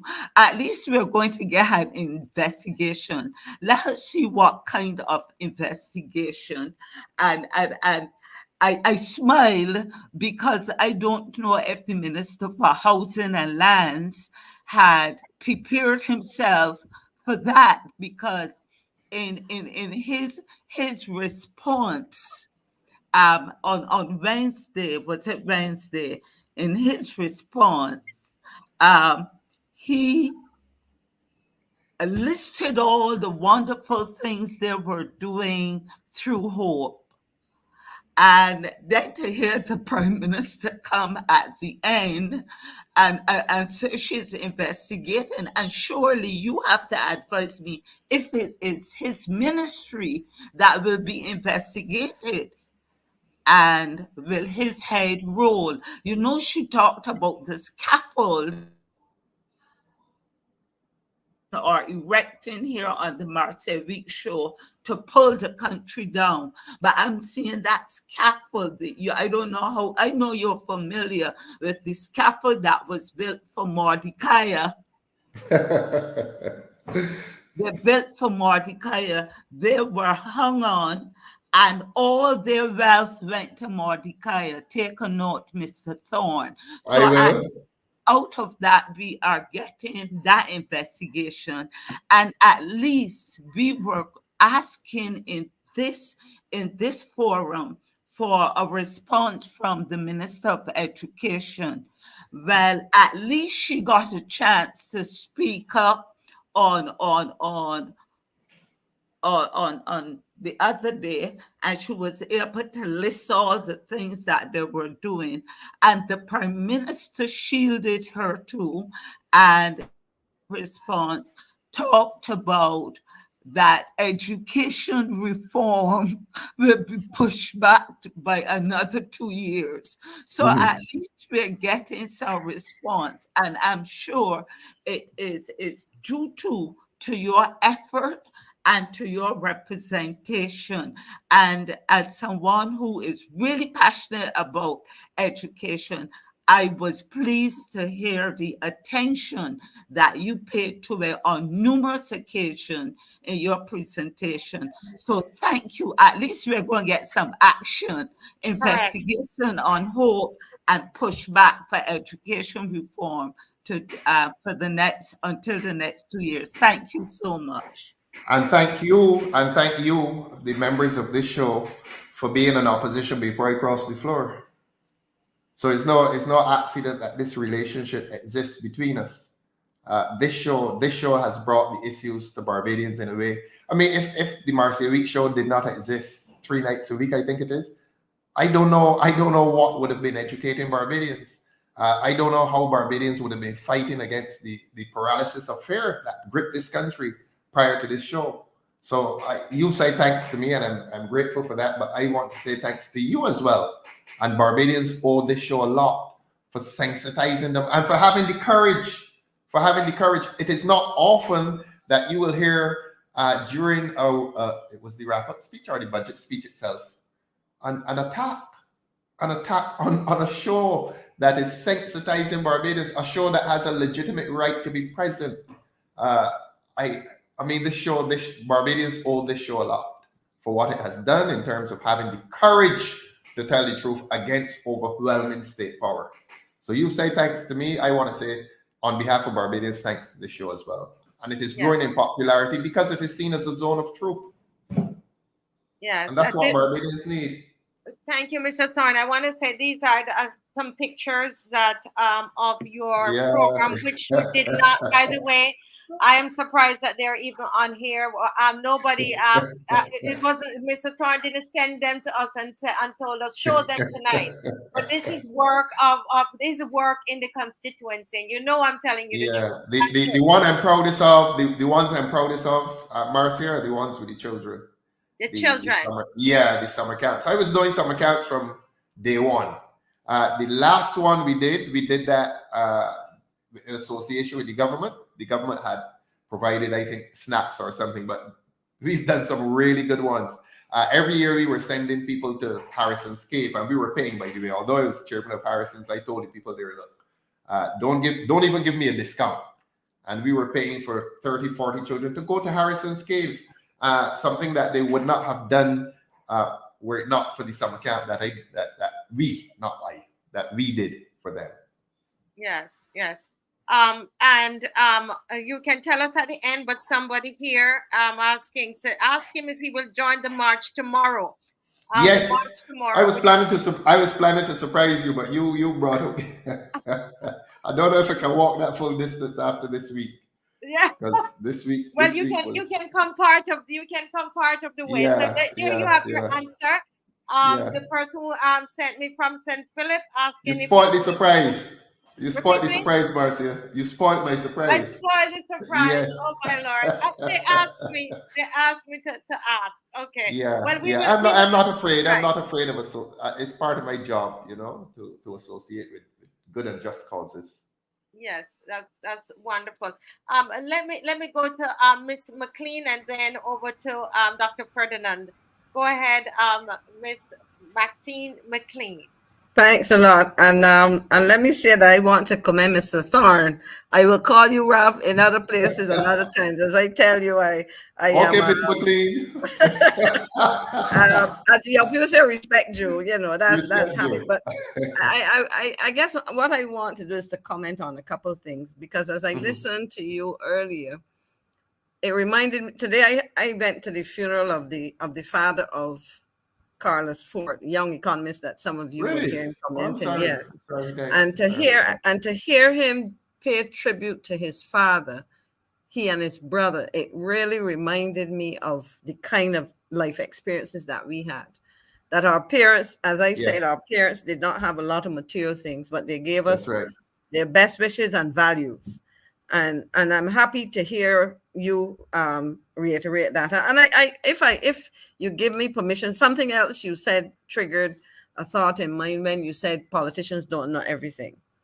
Mhm. And permission to speak to the exercise you went through, because you talked about your 5 hours on your feet, Mhm. but you didn't talk about the 7 hours or more on Saturday. That's that right. You sat down That's with right. a team That's of right. persons. The finest Barbadians, Maxine. The finest Barbadians. Kimar, So take tell a the bow, Barbadians, it because it wasn't. It included was, Kibar and the older, yeah, the young that party 5 persons and hours, non-party persons. and the food was good too. Yes, that too. But I thought I would share that, because Yes, I'm glad you did, Maxine. That me, it 7 hours said- last week was beautiful. It was a beautiful experience. but I'm looking at it from your point of view, because there are other people who believe they know a lot. So in other words, the fact that you came with a level of humility and openness and willingness to learn and understand, in obviously, with I mean, you're talking with estimates, ministries, or industry sectors. And I just wanted to share with Barbadians the seriousness of purpose to which you came to the preparation. Thank you. And I was pleased to be there, and I observed. I noticed you weren't reading a lot, so you obviously understood. You weren't reading a script that somebody gave to you per se, but I really think that people. I just wanted to share with Barbadians the seriousness of purpose and the level of commitment as was exemplified in the preparation that you did, and I thank you for inviting me to be part of that team.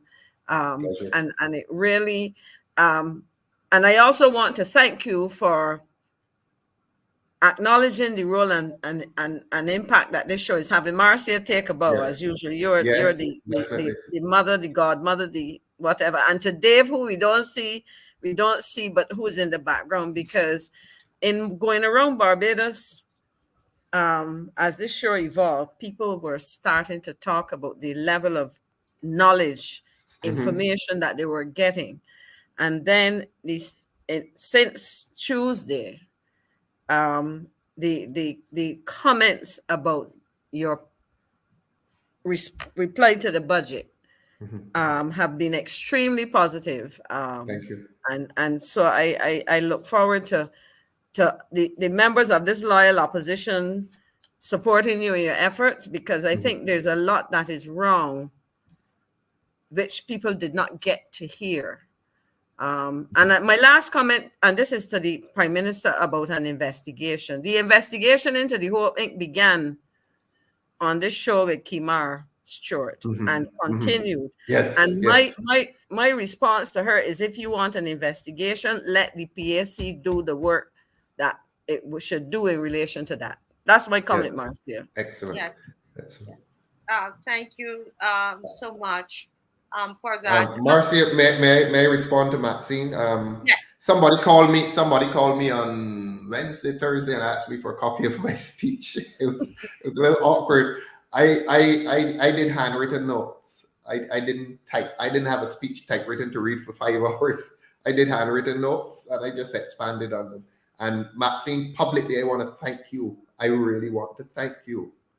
The rest is private, but you're an amazing lady. That's all I'll say. Thank you. I take a lot of notes, and I can multitask. But tell the person that they can actually go and listen and do a transcript. Their technologies now. Yeah, precisely. Yeah. But that was a wonderful group on Saturday, Maxine. And I don't mind the public knowing that what I did on Tuesday is the product of the finest Barbadian brains that came together last Saturday and brainstormed. And as I said, Maxine, at the beginning of the meeting, let us argue. We've not come here to agree with each other. Let us argue. And because we're doing this for Barbados. We're doing this for, for the Barbadian economy and the Barbadian society to develop. So we took it very, very seriously, very, very seriously. You know, can I just say, just before Dr. Ferdinand make his comment or question, that what just happened here tonight, ladies and gentlemen, it's so special that here it is, Mr. Thorne could have gone ahead and not say, thanks to the people who, helped him. And he could publicly say that. And as a leader, I was watching him and smiling. And I know what that means about, the type of person that he is. I hardly know him, but I as a leader, I know you make a conscious effort to do those kinds of things. And that is commendable. I want to say that personally, really. Dr. Ferdinand. Good evening, Mr. Thorne. Good evening, Mr. Nichols. So you see how ridiculous it sounds. Marcia has my whole script down at the bottom there. His Excellency Reverend Dr. Ferdinand Nichols. But no, I do believe in giving the appropriate protocols when in public in a public environment. When we're in private and so on. We can refer to one another on a personal basis. But I just wanted to commend you for especially tonight, speaking of your experience pertaining to the moral values that we have grown with in this country and what we have lost. I almost was tempted to say in danger of losing, but we have lost them. And there is a desperate need to rebuild them and recover them as a country. In terms of our moral values and our culture. Many people think that culture is to do with walking up and dances and all that, but culture is fundamentally the belief systems of a society. Yes. And I believe that we have lost a lot of them. So I'm really encouraged to hear you speak within that context. And I just wanted to raise a couple of areas. You mentioned in your speech what I consider to be a divestment of national lands and assets. You spoke pertaining to the property on Bay Street coming all the way down, the development of that property coming all the way down Bay Street, all the way down into Bridgetown, I think, as far as the buildings on the wharf side. And I have been engaged by several people who have lost their businesses without any form of compensation whatsoever. I spoke to a young lady who had a small developing business in one of the stores that was in the building just as you go onto the bridge over to your left. And she has had major crises financially, meeting her commitments financially with the bank and so on, because they closed the building down. Would you be able to shed, and I'm just following my notes here, would you be able to shed any light as far as you are within your knowledge as to what is the position of the development of that entire aspect coming all the way down Bay Street? And mind you, it was alleged that government headquarters was involved in that aspect of the development, which is a national asset. It belongs to the people of Barbados. All of that area coming down from the Hilton, all the way down through, I can't remember what they call that area, Bay Street Esplanade, all the way down through Browns Beach, all the way down by Savvy, all the way through the buildings there on Bay Street. We can see a derelict area from as far up as where we used to have Detco Motors, all the way down. Would you be able to shed any light as far as it's within your knowledge as to where we are at with that? We are told that one of the areas, I think, down toward the end is owned by a Barbadian. Of course, I don't know, because we don't know. We don't know who is purchased. We don't know who is tendering in terms of or purchasing, anything to do with that. The only thing we really know about is Hyatt. That's the only thing we know about. Would you have any capability of shedding light on that? I would follow your phraseology, Dr. Nichols, and say, I don't know. You were saying we don't know. I would think, while you were speaking, I think we need to call BTII. That is the corporation that deals with tourism investment. And I know that the Prime Minister had designated it as an area of tourism development. I call it the corridor. That corridor, Bay Street, stretching right down to the harbor. Very little has happened, and I want to say this publicly. And the little that has happened under threat from the government. That's Savvy on the Bay. You know, he is involved in a running battle with government for the survival of that project. And the other projects have not started. You get a sense that there's a lot of stuttering, stopping and starting along that Bay Street corridor. As you said, we don't know who the owners are, but I would suggest that we could speak with the BTII office, the Barbados tourism people, and find out what's going on. And if I may, Marcia, just one quick thing: how that impacts the what is it that they refer to as Bridgetown as a goodness gracious me, something like a national trust.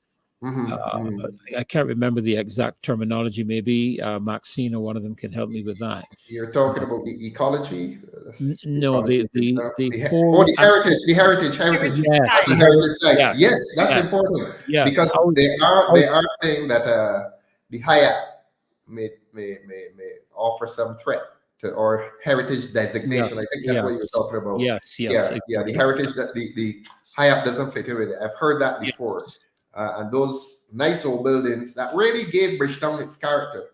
The old Musson building, the old waterfront buildings. Yeah, and where the slaves were brought in. I mean, there's a phenomenal amount of history of Barbados that is wrapped up in all of those buildings, even across on the side by the immigration department. Yes, which has tourism implications because thank you.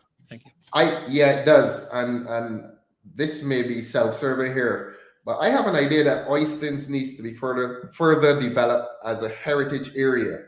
That it could be developed. The other side of the street could be developed as a chattel village. And when I say chattel village, I don't mean to diminish the houses of the people who live there, but to redesign them with all the amenities, all the facilities, but give them some design. The houses on that side of the street, so that when a tourist comes to Oistins, he is seeing an entire authentic Barbadian village. Yeah. And I've said that to say Bridgetown needs to be the same. When a tourist comes into Bridgetown, it's like you ever went to Puerto Rico and saw Old San Juan, which used to be yes, I have. Yeah. So in that the heritage, Bahamas and so on, yes, so that heritage is important to the whole tourism product. And we have moved away from that in Barbados.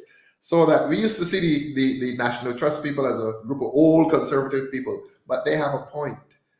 They have a point in terms of keeping that character that makes us Barbados, that makes us attractive, and we have tended to move away from that. We need to recapture that for the purpose of developing a tourism product that is authentic, that is unique. That's the word I'm looking for.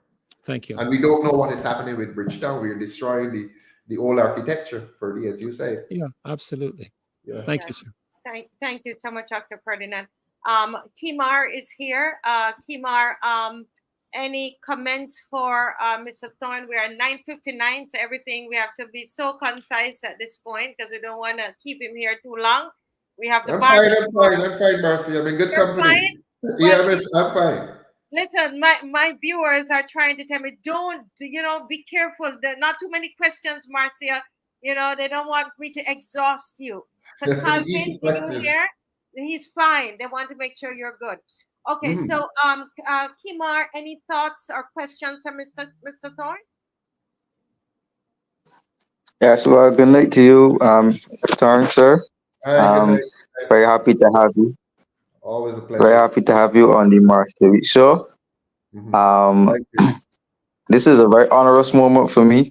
Like I said, I said it earlier, to witness history in the making, to be able to observe the way in which you handle the role that you have, not only an official role in terms of leader of the opposition, but handle the mantle that was given to you. I saw someone mention the Thor hammer. You were given the Thor hammer to go in there, and you really laid down principles of everything. Fathers, corrections, principles of law. You really applied every single discipline there is under the sun for me, and I was totally pleased. Thank you. Holistic is the word we're looking for. Yes, I think he dropped out. Yes. Um, no, I can. You can hear me? Yes, yes, Yes. I'm hearing you, Kimar. Yeah. Yes. So I would expect persons would expect me to mention a bit about the whole project. Thank you for raising the whole project. Barbadians needed that. I've never seen such level of discussion surrounding a topic like what's happening in Barbados with this whole project. That $60 million that you spoke about on the floor of Parliament really, really opened the eyes of many Barbadians about the high propensity of corruption happening. I think Barbadians at large want something new, they want something fresh. And I think what you did there actually changed the political landscape and caused Barbadians to sit up and seriously pay attention as to what is happening within the finances of the country. And they're expecting much better of the leaders. And there's often the same way you live in a glass house, you don't throw stones. And there were persons in there who lived in glass houses who were throwing stones. And so they had to lift a hand. The public dealt with them quite fine because it was not a very pleasant day for them in terms of social media. It was not a pleasant day for the government in terms of on the ground interaction in the communities with the people. And I think this is the beginning of what Barbadians were longing for, what they were thirsting for, in terms of a person to step up to the mantle and to serve their interests with integrity, first and foremost, respectability, and a level of patriotism that we have not seen exhibited in Barbados for quite some time. Thank you, Kimar. And let me publicly say thanks to you for being a part of that group last week, Saturday. Thanks, Kimar. I mean, we talk about hope, but I remember the documentary. You call it the documentary you produced. Excellent. If you had not done that, Barbadians would not have become aware of the emerging scandal that it has become. So thanks to you as well, and thanks for being there last Saturday and feeding us what Barbadians needed to know. Saturday was the engine room. What we saw on Tuesday was, the finished product, but Saturday was the engine room. And as I've said, I don't know that some of the persons there would want me to call their names publicly, but that was a beautiful gathering of people, a really beautiful gathering of people who spoke honestly, and spoke to the issues in Barbados. We didn't have to go overseas and look for people to tell us what is going on here. Maxine, why are you laughing? That was it. And beyond the group that met were the persons who we were talking to by WhatsApp. I mean, I get a sense that our good Barbadians, the finest of Barbadian intellects. Maxine, can I push a case for UE or that's being insular? Who is it for UE? No, that's fine. UE is regional. Man, 60 something years later, we can do things in this country, and I say we, not I. UE is anyhow. You know what I mean, Maxine. You're correct. No, I think it's an interesting reality of the Caribbean. I mean, and I had the fortune to spend a lot of my time around there. And since you have talked about UE, let me plug UE alumni. I'm no president, so I of the Barbados chapter. So I owe you some subscriptions, Maxine. Yes, sir. I won't make no retroactive, but Marcia, can I say something very quickly about hope? Because I want to ask a question. In relation, the Prime Minister mentioned, sorry, let me go to your presentation. She mentioned an investigation, but you mentioned the fact that this $60 million, which came from the fund that's at the housing credit fund, and the Prime Minister, she said that it was a loan. Now this is supposed to be a PPP, right, Kimar and company? Yes. It's supposed to be a PPP. You give them a loan of $60 million. And you also give them a total of 478.2 acres, if I have the number correct. Yes. What is a PPP? I thought that those things were intended to bring resources. Now, if you're doing a housing development and you get them money and get them land, what else? What are they bringing? A bank account to put the money overseas? Anyhow, no, I really was concerned because when I heard that, my question, and I put it out there for the public, what exactly are those people bringing, and what's the nature of that so-called PPP? I forgot to say it when I was, but as Kimar was speaking, it came back to me. Yes.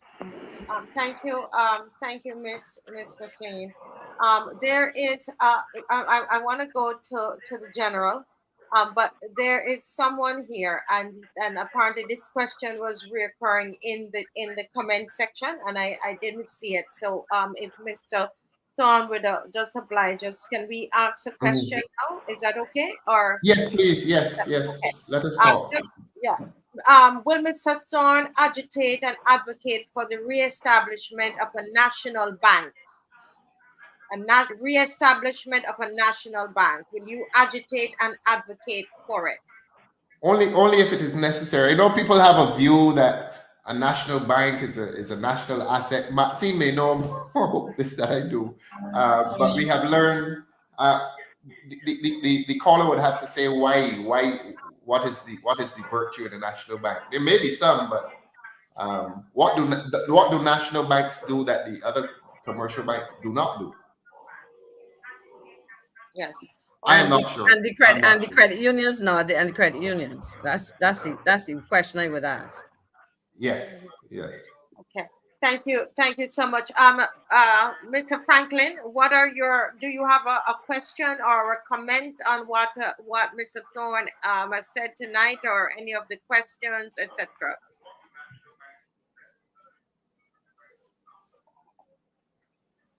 You're muted.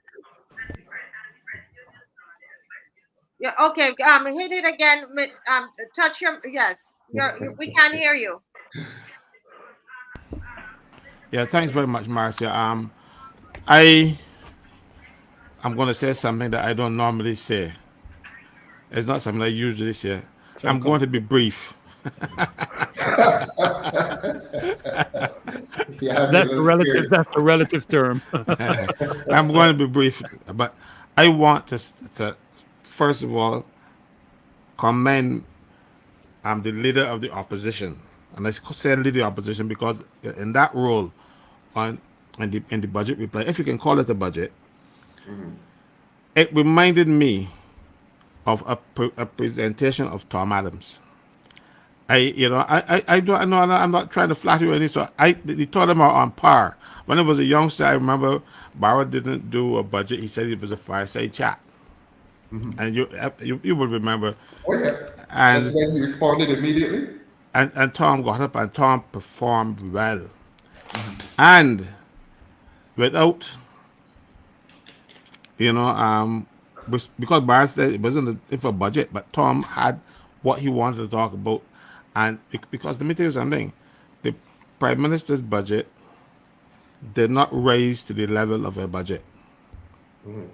I can tell you that much, because she didn't address the estimates and how you're going to close that gap, because that's what the budget normally does.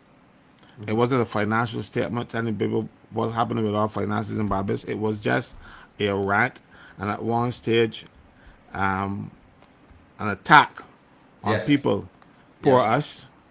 And I'm firmly behind Marcia. So when she attacked Marcia, she's attacking me.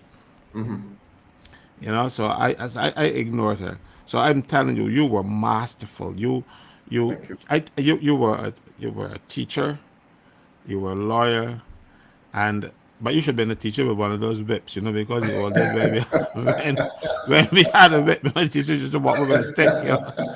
But you should have had one of those, because they weren't learning.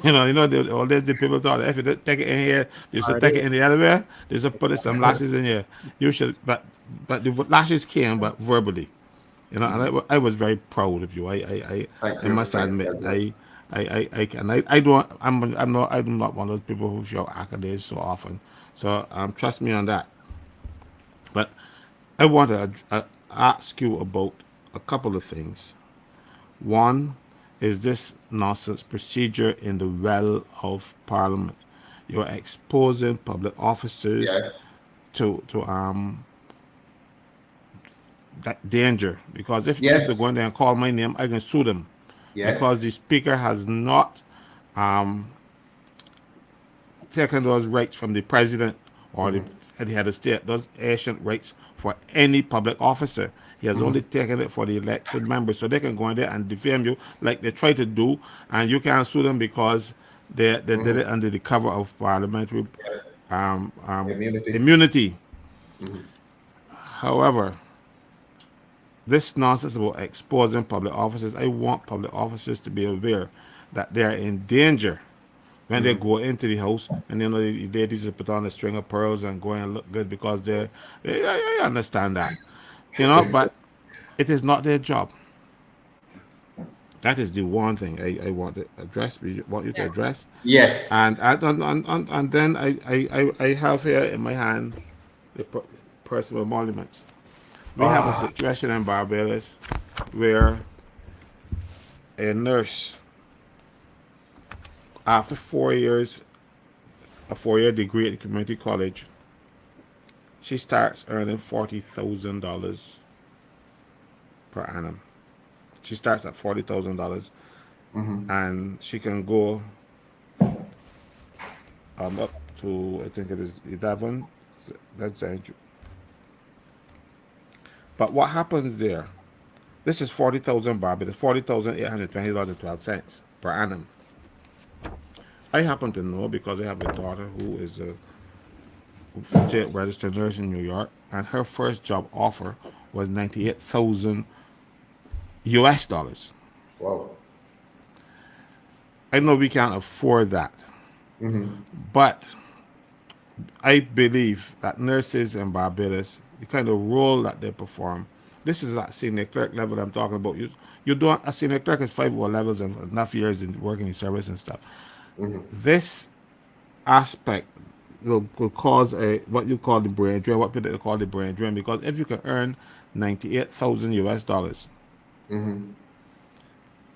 if you leave Barbados, and that's what some of the nurses that we brought from overseas have done. As long as you got Barbados on your CV, Mm-hmm. that's where a lot of the Ghanaians and Nigerians and everybody's, they come and they Yes. get Barbados on their CV. And once you got Barbados on your CV, a whole new world opens to you, because Barbadian nurses are very well trained and sought after in United States, Britain, and Canada.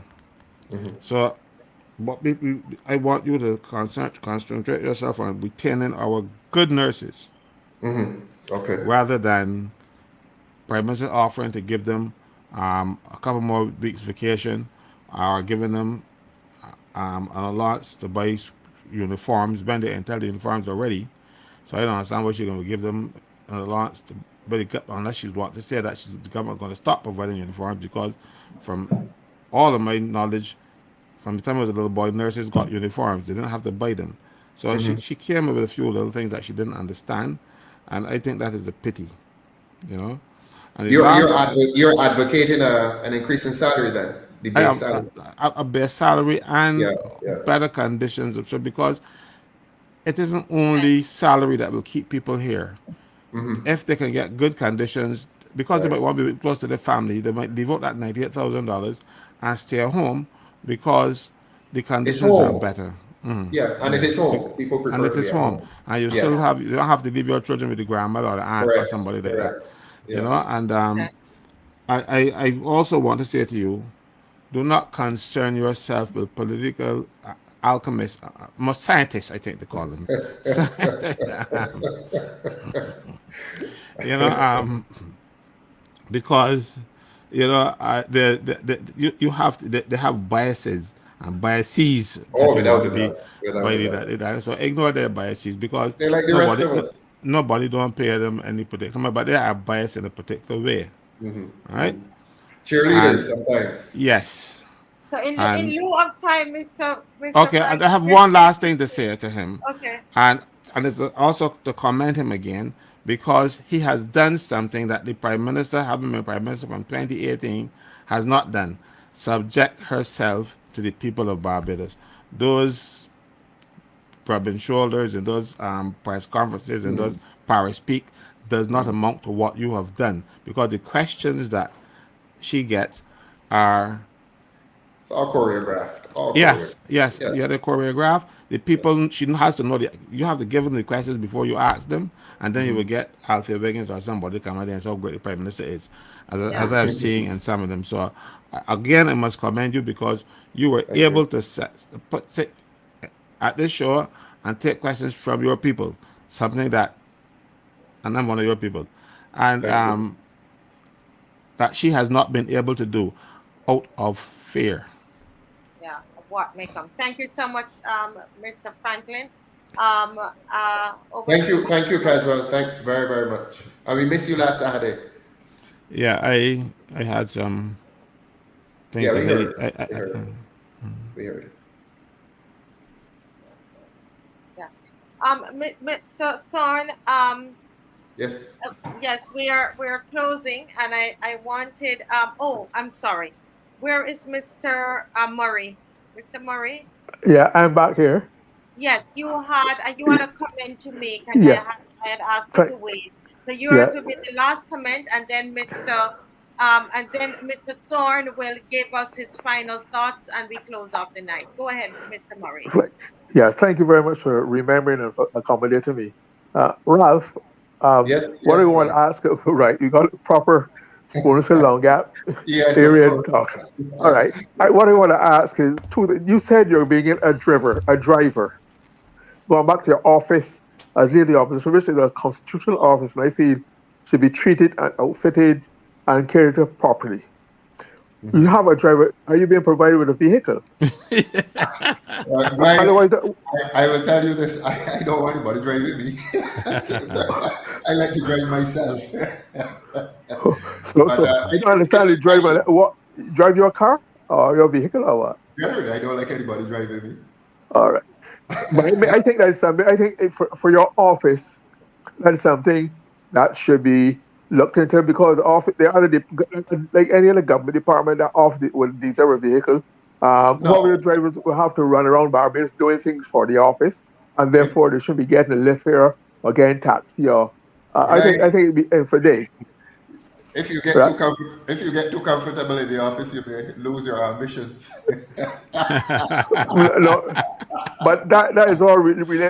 What are your thoughts? What are you going to intend? Is your intention to pursue the question of a subvention for the Democrat Labour Party only, because the subvention is not any part of the Constitution or any canon or any law, any regulation. It's a decision by the Commission of Parliament, which is run by the executive. I think that a serious case can be made, not for you, not for but for the citizens of Barbados who need to be able to be catered to properly. And remember, Owen brought about it was to preserve democracy in Barbados, because his contention was that the two political parties, despite whatever anybody might say, have done a tremendous amount for the development of Barbados, the two political parties and the public service of Barbados. I think that is something you should not lie fallow in the arms and ambitions of petty peevishness and whims and fancies of any one person or group of persons, because it's part of the Barbadian political landscape. Yes. Glenn, I would say to you internally that it's an administrative matter, right? Which should be dealt with by the executive and not the political leader. Thank you, Mr. Murray. Mr. Thorne, what are your final thoughts to Barbados? I want to just say thank you so much for taking the time. It's after 10 and you're still here taking questions and comments, etc. Thank you so much. What do you want to say to Barbados? I would hope that the new energy which Barbadians are displaying, the new political energy, is not seasonal. I hope that Barbadians sustain that energy throughout the year. I hope that Barbadians will now feel that they should have the courage to speak out and to speak to the government and to speak at the government when they feel that their rights are being threatened, so that I don't want this week or the last few weeks or the Marcia Week show to be that only zone of protests. Protest is legitimate when it is aimed at producing the just society. And I hope that Barbadians do not treat this as a seasonal event, that Barbadians recapture that spirit of, and as I say, protest. And if you want to talk protest in Barbados, Calypso season. Glenn knows, and all of us know, we're at the age where we know that Barbadians used to look forward to the Calypso season. Not so much that they wanted to dance, but they wanted to hear the views of the people, of the people's poets who were the Calypsonians. And even that has been suppressed. It is difficult these days to get a Calypso in which people are protesting, are talking at the government, are talking towards the government, are talking in defense of the rights of the ordinary man, are talking in defense of the rights of the country. And we have lost that as a people. So that if recent events, including this show, are contributing to a new political energy in Barbados, let us sustain it. Because we're all concerned about creating a better society. We're all about creating a democratic society. We're all about creating a just society. And a society in which people are living in fear is not a just society. So I hope that we can recapture that Barbadian spirit. And I hope that we can, I go back to the Calypsonians. The Calypsonians are our most important poets. They're the ones who bring us face to face with who we are. They're the ones who tell us of our condition. Somebody said the other day, you can go back to 1985 or 1990 or 1991 and see, identify what was happening in Barbados. The Calypsonians are now our historians. I am wondering if we haven't lost that, if our cultural landscape has not lost the Calypsonian, if the Calypsonian has not now become something other than what he used to be. I don't want to be uncharitable, but let us recapture that spirit of holy protest. Yeah, we need to recapture that. We need to stop being afraid. We need to stand up to the government, not to challenge the government, not to bring down the government, but to tell the government what we think are our rights and that we want to exercise those rights. So let us, again, let us not treat this as a season. Let us treat this as a way of life in which we will continue to press for our individual and collective rights as citizens. Wow. Awesome. What a way to end. Let us continue. And, it's an encouragement for tomorrow, guys, where we go out on the streets and we are doing this. We're well within the law.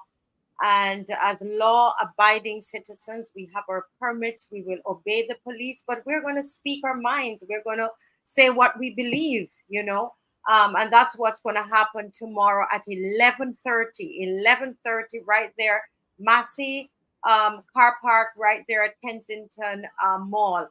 That's where we're going to start, and then we go all the way to Independence Square, and we will have some speeches in Independence Square. Bring your water.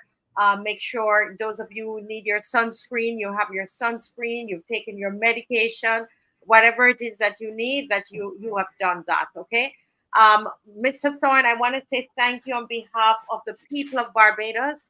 Thank you very much. For serving us in this way tonight, serving us in this way of transparency, openness, just being here and bearing your heart to us. You knew that we wanted some answers, based on just what they were saying in Parliament, and you came prepared to talk to the people from your heart and to hear the questions as they were coming. And we just appreciate that. I want to thank you on behalf of the panelists who they're here 4 nights a week, and they are in the toil, working hard. And I want to thank you for validating them and for taking a lot of what they have been saying on this show inside of Parliament. Sir, we thank you so very much. And this is always a platform that you can come back to. We're saving some of the questions. I asked somebody who's assisting me capture the questions, and to save them for another time. Okay. Thank you. The pleasure is mine. The pleasure is mine. Thank you very, very much. Thank you. Yes, sir. And I want to thank everyone who came, over 2,000 people, a larger audience than even the last time. Thank you all so very, very much. everybody who came on tonight, and we are going to see you tomorrow. All 2,000 of you. Those in New York, take a plane and come down. But we're going to be out there. All right. So see you all. Good night. Good night. Good night, everybody. Good night. Good night, Bye-bye. everyone. Bye.